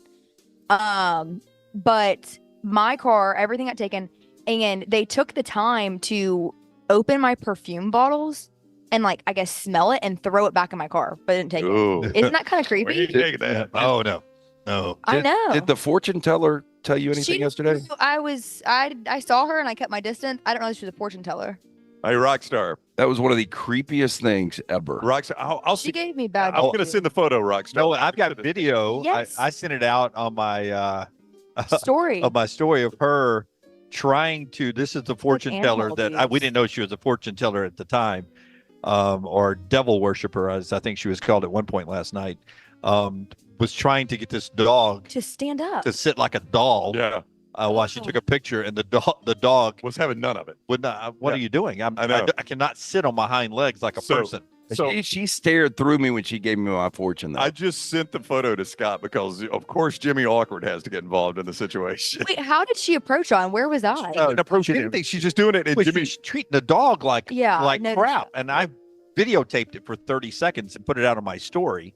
And sent it out, and I even said, I assume this is not LT's dog trainer because he was doing such a crappy dog with the dog. So, and then at that point, I was like, because she was trying to get the dog to sit to take a picture of the dog. I said, "Can I just take a picture for you?" And so I took a picture of her basically holding the dog in the position she wanted the dog. I was trying to save the dog. Yeah, that was. I agree. Jimmy Hero. So She could have fallen 70 floors and I wouldn't have cared. So Rockstar, I didn't know anything about this woman. I walk up and she points at my eyebrows and said, "You have two." All right. So here's the photo of Dunaway taking. Dunaway, by the way, feeling great last night. Wow. She may have put a hex on me. Dunaway getting involved. Dunaway getting involved with a Romanian fortune teller. As though she's from Romania. Romanian fortune teller trying to take a New Year's night, New Year's With Eve her picture of her dog. By the way, this is at the Alabama Team Hotel in the middle of a party. The Intercontinental in LA. So Dunaway gets down on the floor and takes a photo. So I walk up on this and she gets up, Rockstar, and she points at my eyebrows and says, "You have two wives." I said, "I beg your pardon?" She goes, "You have two wives." It's not like you asked her anything. She just started talking to Brown. You have got two wives. And I said, "What are you talking about?" And the girl with it goes, "She's a fortune teller." I said, "Well, she ain't a very good one because I only got one wife." That is so scary. Oh, I'm glad I did not encounter her. yeah. It was very bizarre. Go to creepy. at Jim Dunaway on Instagram and check out the video of her trying to get the dog planted in the carpet. But then she gave Lance the same fortune. You have two wives. I think No. She nailed it. She nailed it. No, she didn't nail it. She told me, she was like, she didn't nail this. She was like, "You've got a son and a daughter." Okay. 2 kids. Well, I mean, that's still, look, if you get that wrong, boy, it's a big swing and a miss. Yeah. Wives are a big swing. But then she was like, "And you're going to get remarried." And I was like, I was divorced. That is Oh, that is interesting. Yeah, that was weird. Hey, man, you're. I did not call her a Satan worshiper. I just said devil worshiper. And I did not call her a devil worshiper. No, I wouldn't want to get on her bad side. the way you talk to her, you're like, I told her to get away from it. Yeah, Well, she had an eye that shot this way. Yeah, I noticed that. Brown went like the trash open. There's 3 witches up out here on the 70th floor, and I know your addresses. Hey, I will tell you, that was one of the more, I know it was more Alabama-based fans, but there was a diverse crowd. There by the was. way. It was a weird crowd. So the guy that was behind us, sitting in that lounge chair, Yeah. he kept making direct eye contact, and he was a very scary-looking man, and would hold eye contact. So I would hold the eye contact, and he was so creepy and weird that I was not entertaining him, focused on him, not the Romanian. Yeah, It that was a bad corner to be in. It's very bizarre. Why would you hold eye? Yeah, why would Because you? I don't want him to think I'm intimidated by him. Oh, wow. Oh, so you were trying to get like a grizzly? You were trying to get But, like, big? I would maintain the eye contact and be like, Yeah, see, that's so uncommon. I know somebody else that does that too. Yeah, I told her to get away from me. I think she's dabbling in the devil's power right there, and I don't want any part of it. No. poor Aaron is like, what is going I know on? Suttles just walked up on the weirdest conversation, and he knows us and he thinks it's weird. All right, that is trash. Brought to you by our friends at Mortgage Right. One more segment to go. Tell us about Mortgage Right again. Buying a home, major milestone in life. Getting it right comes down to the right advice at the right time. That's why we're proud to partner with our friends at Mortgage Right. 205-815-9200. Almost forgot the number. 205-815-9200 or mortgageright.com/TNR. And also the fine folks at Hemp Hill Services for all your heating and cooling needs. In 2024, there's no better place to call than Hemp Hill. People you can trust. It's the people Birmingham's trusted since 1954. Just search Hemp Hill when you're on your search engine there, and they are local. They'll take care of you. Heating, cooling, and plumbing. Boy, you got to have a good plumber in life. And Hemp Hill is somebody you can trust. Our friends at Hemp Hill. One more segment to go. We'll try to get some sound in or whatever else we're doing in the final segment. And then we're off to Pasadena for the Rose Bowl. And as we kick off 2024 the right way, on the road with the Tide right here on TNR. The Burnout with the SEC Network's Peter Burns and Ryan Brown weekly at Disrupt the Media on YouTube and wherever you get your podcasts. There's only one Champy's world famous fried chicken. Poor boy's tenders, full fried chicken plates, and a little bit of the Mississippi Delta with chicken on a stick and hot tamales. On your way to or from the big game on Highway 119 in Alabaster, stop by Champy's Chicken. This hour of The Next Round is presented by the Birmingham Racecourse Casino, now featuring 7 days of giveaways with your chance to win a share of up to $125,000. The more you visit the Birmingham Racecourse Casino, the more chances you have to win. Remember the name Way to Wellness if you're battling weight loss in your life. I'm Jim Dunaway from The Next Round. There was a time I was over 216 pounds until Way to Wellness helped me lose 45 pounds, and now for over 2 years, they've helped me keep that weight off. Here's their website, aplanforme.com, aplanforme.com. That's a great name for a website because there's no cookie-cutter plan. Everything is designed specifically for you. No contract, no sign-up fees, and your first consultation is free at Way to Wellness. Make sure to start your day at nextroundlive.com. Get caught up on the latest podcasts and videos from the live daily show, plus specialty shows such as the Mystery Fifth Hour. You can also learn more about the whole staff at Double Down Media, find all of our social media feeds, see the latest videos from our YouTube channel and gaming channel, plus find other ways to consume the show like the Next Round mobile app, which you can download direct from the site via your iOS and Android device. Make nextroundlive.com your homepage and stay up to date with everything from us here at the Next Round. Southern Rubber Tire is the choice for tires and service in downtown Birmingham. Bryant and the guys can handle any of your automotive needs and carry all major tire brands. From brakes to alignments to oil changes and more, no job too big or too small. Southern Rubber and Tire, conveniently located on 6th Avenue North near I-65. You can check them out online today. Go to southernrubbertire.com. Let them know you heard it from The Next Round. Before you get on the road in 2024, head into Southern Rubber Tire. The wait is over. Tonali has arrived. Beautifully distinctive Italian styling and performance. Come test drive the all-new 2024 Alfa Romeo Tonali plug-in hybrid at Alfa Romeo of Birmingham. The all-new Tonali offers best-in-class horsepower and torque, fastest 0 to 60 times in its class, plus best-in-class range with full electric charge. And best of all, qualified Tonali leasees are eligible for up to $7,500 EV tax credit factored into your lease. Hurry down to Alfa Romeo of Birmingham and experience the all-new Tonali. Fire damage to your home or business is something you never want to consider. Ryan Brown here from The Next Round. But in the horrible event it happens, Dry Tech is here to help. They respond quickly and will reply to you within 20 minutes when you call 205-637-0143. They're working for you, the customer, not the insurance company. They've got 5 crews ready to go 24/7. Don't call the insurance company first. Call Dry Tech. Just remember this website,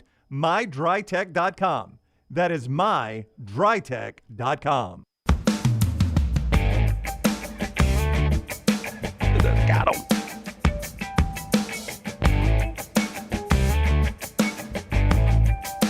Back with you in Pasadena. Final segment here. I just checked my phone.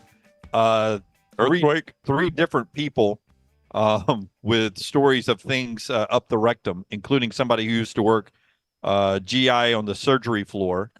It involved a cucumber that had been so far that it had to be surgically removed. Yo, I'll tell you this. I worked in produce. No, I want to tell you guys a story. This is a true story. Vincent's, you remember Vincent's Market over by Brookwood? Absolutely. Yeah. So I worked in produce Best there. cucumbers in town. But I mean, chicks were coming in and getting cucumbers all the time. Okay. Well, maybe they just like like a good salad. I like cucumbers, LT.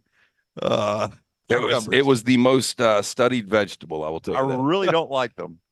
I don't either. I love pickles. I like pickles. I don't like I cucumbers. don't like cucumbers either. Weird thing. Pickle last night really did me There's dirty. just no taste, you know. We used to like pickles. I used to like pickle last night. Last Now night.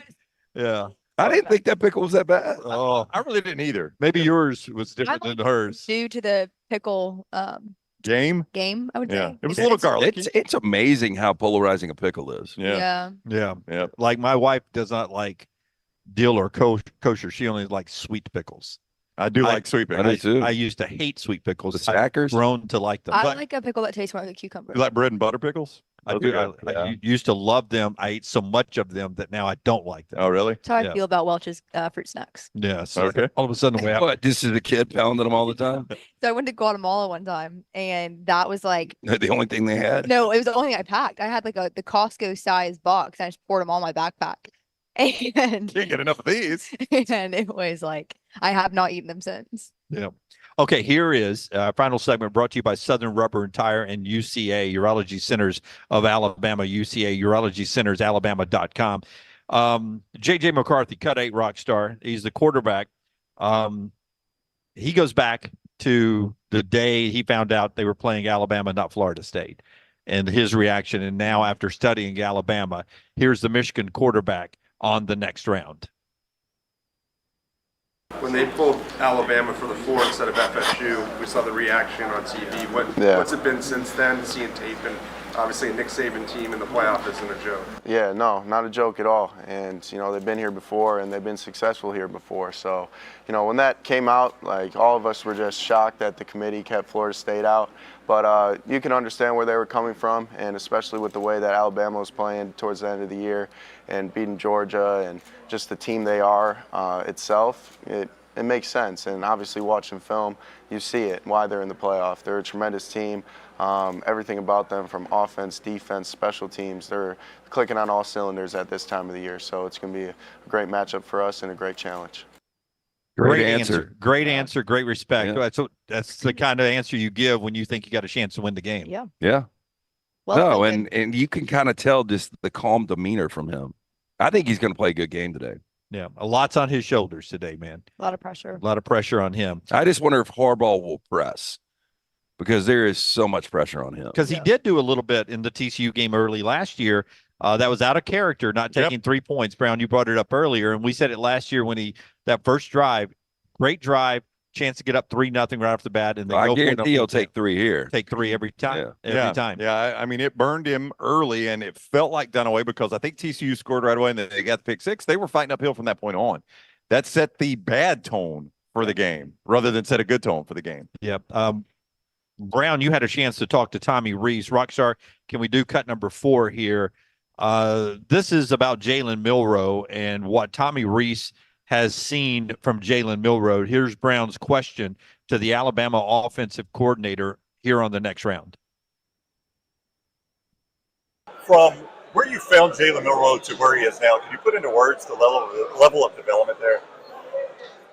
It's probably hard to do that. You know, I think, I said this a few days ago, but a lot of the development, a lot of the credit goes to Jalen. You know, to have the humility to want to get better, to want to improve, to take ownership of the areas that he needed to, and to be really hungry for that. I mean, people don't realize he's in the building almost all day. I mean, there are mornings he's there before the staff.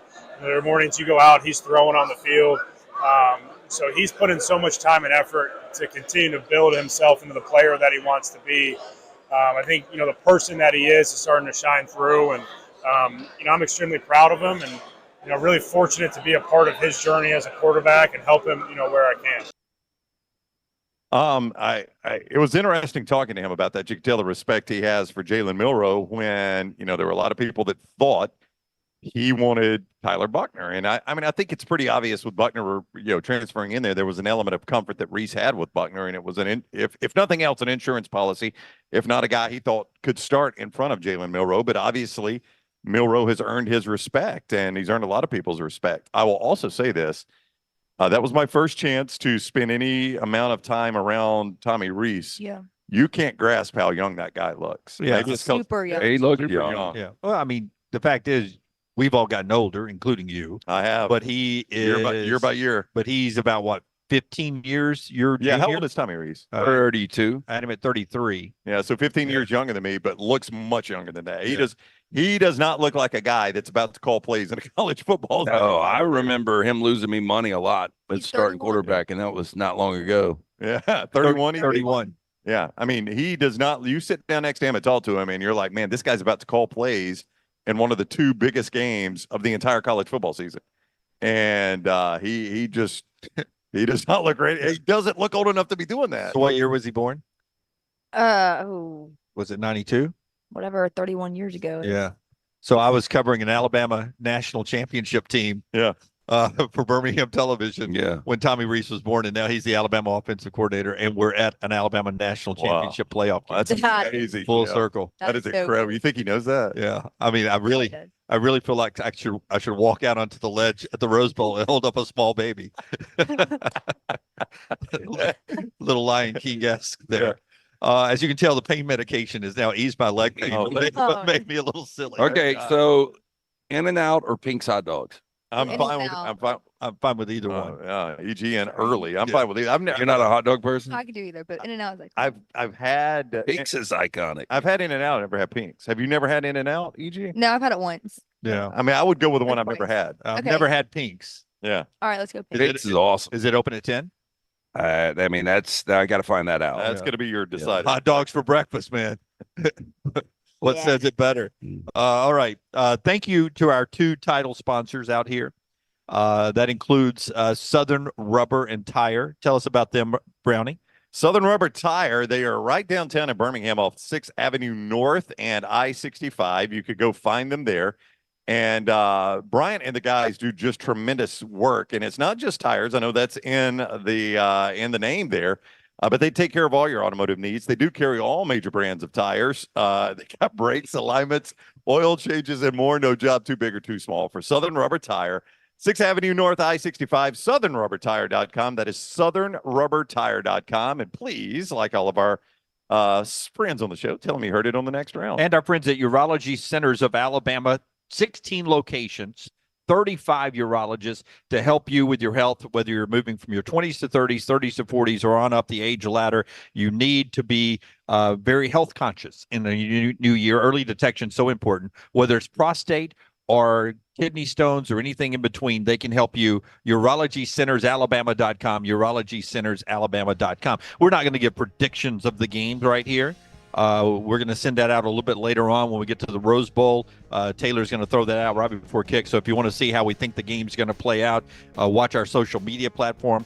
Post-game, it'll be just like you saw from us at the Iron Bowl or the SEC Championship. Set your alerts. We'll be kicking out all sorts of post-game reaction from the players and the coaches. Forrester will be handling that back in Birmingham on the podium. We'll be doing the one-on-one interviews in the interview area. LT and Brownie we'll start with the live post-game show. Maybe EG and I will join afterwards. So all that happening immediately after the game, and then some more reaction as we're back with you tomorrow at 9 a.m. Central Time with our normal show. But that's it now here in L.A. We're off to Pasadena for the 110th Rose Bowl game. Until next time, God bless you and God bless America.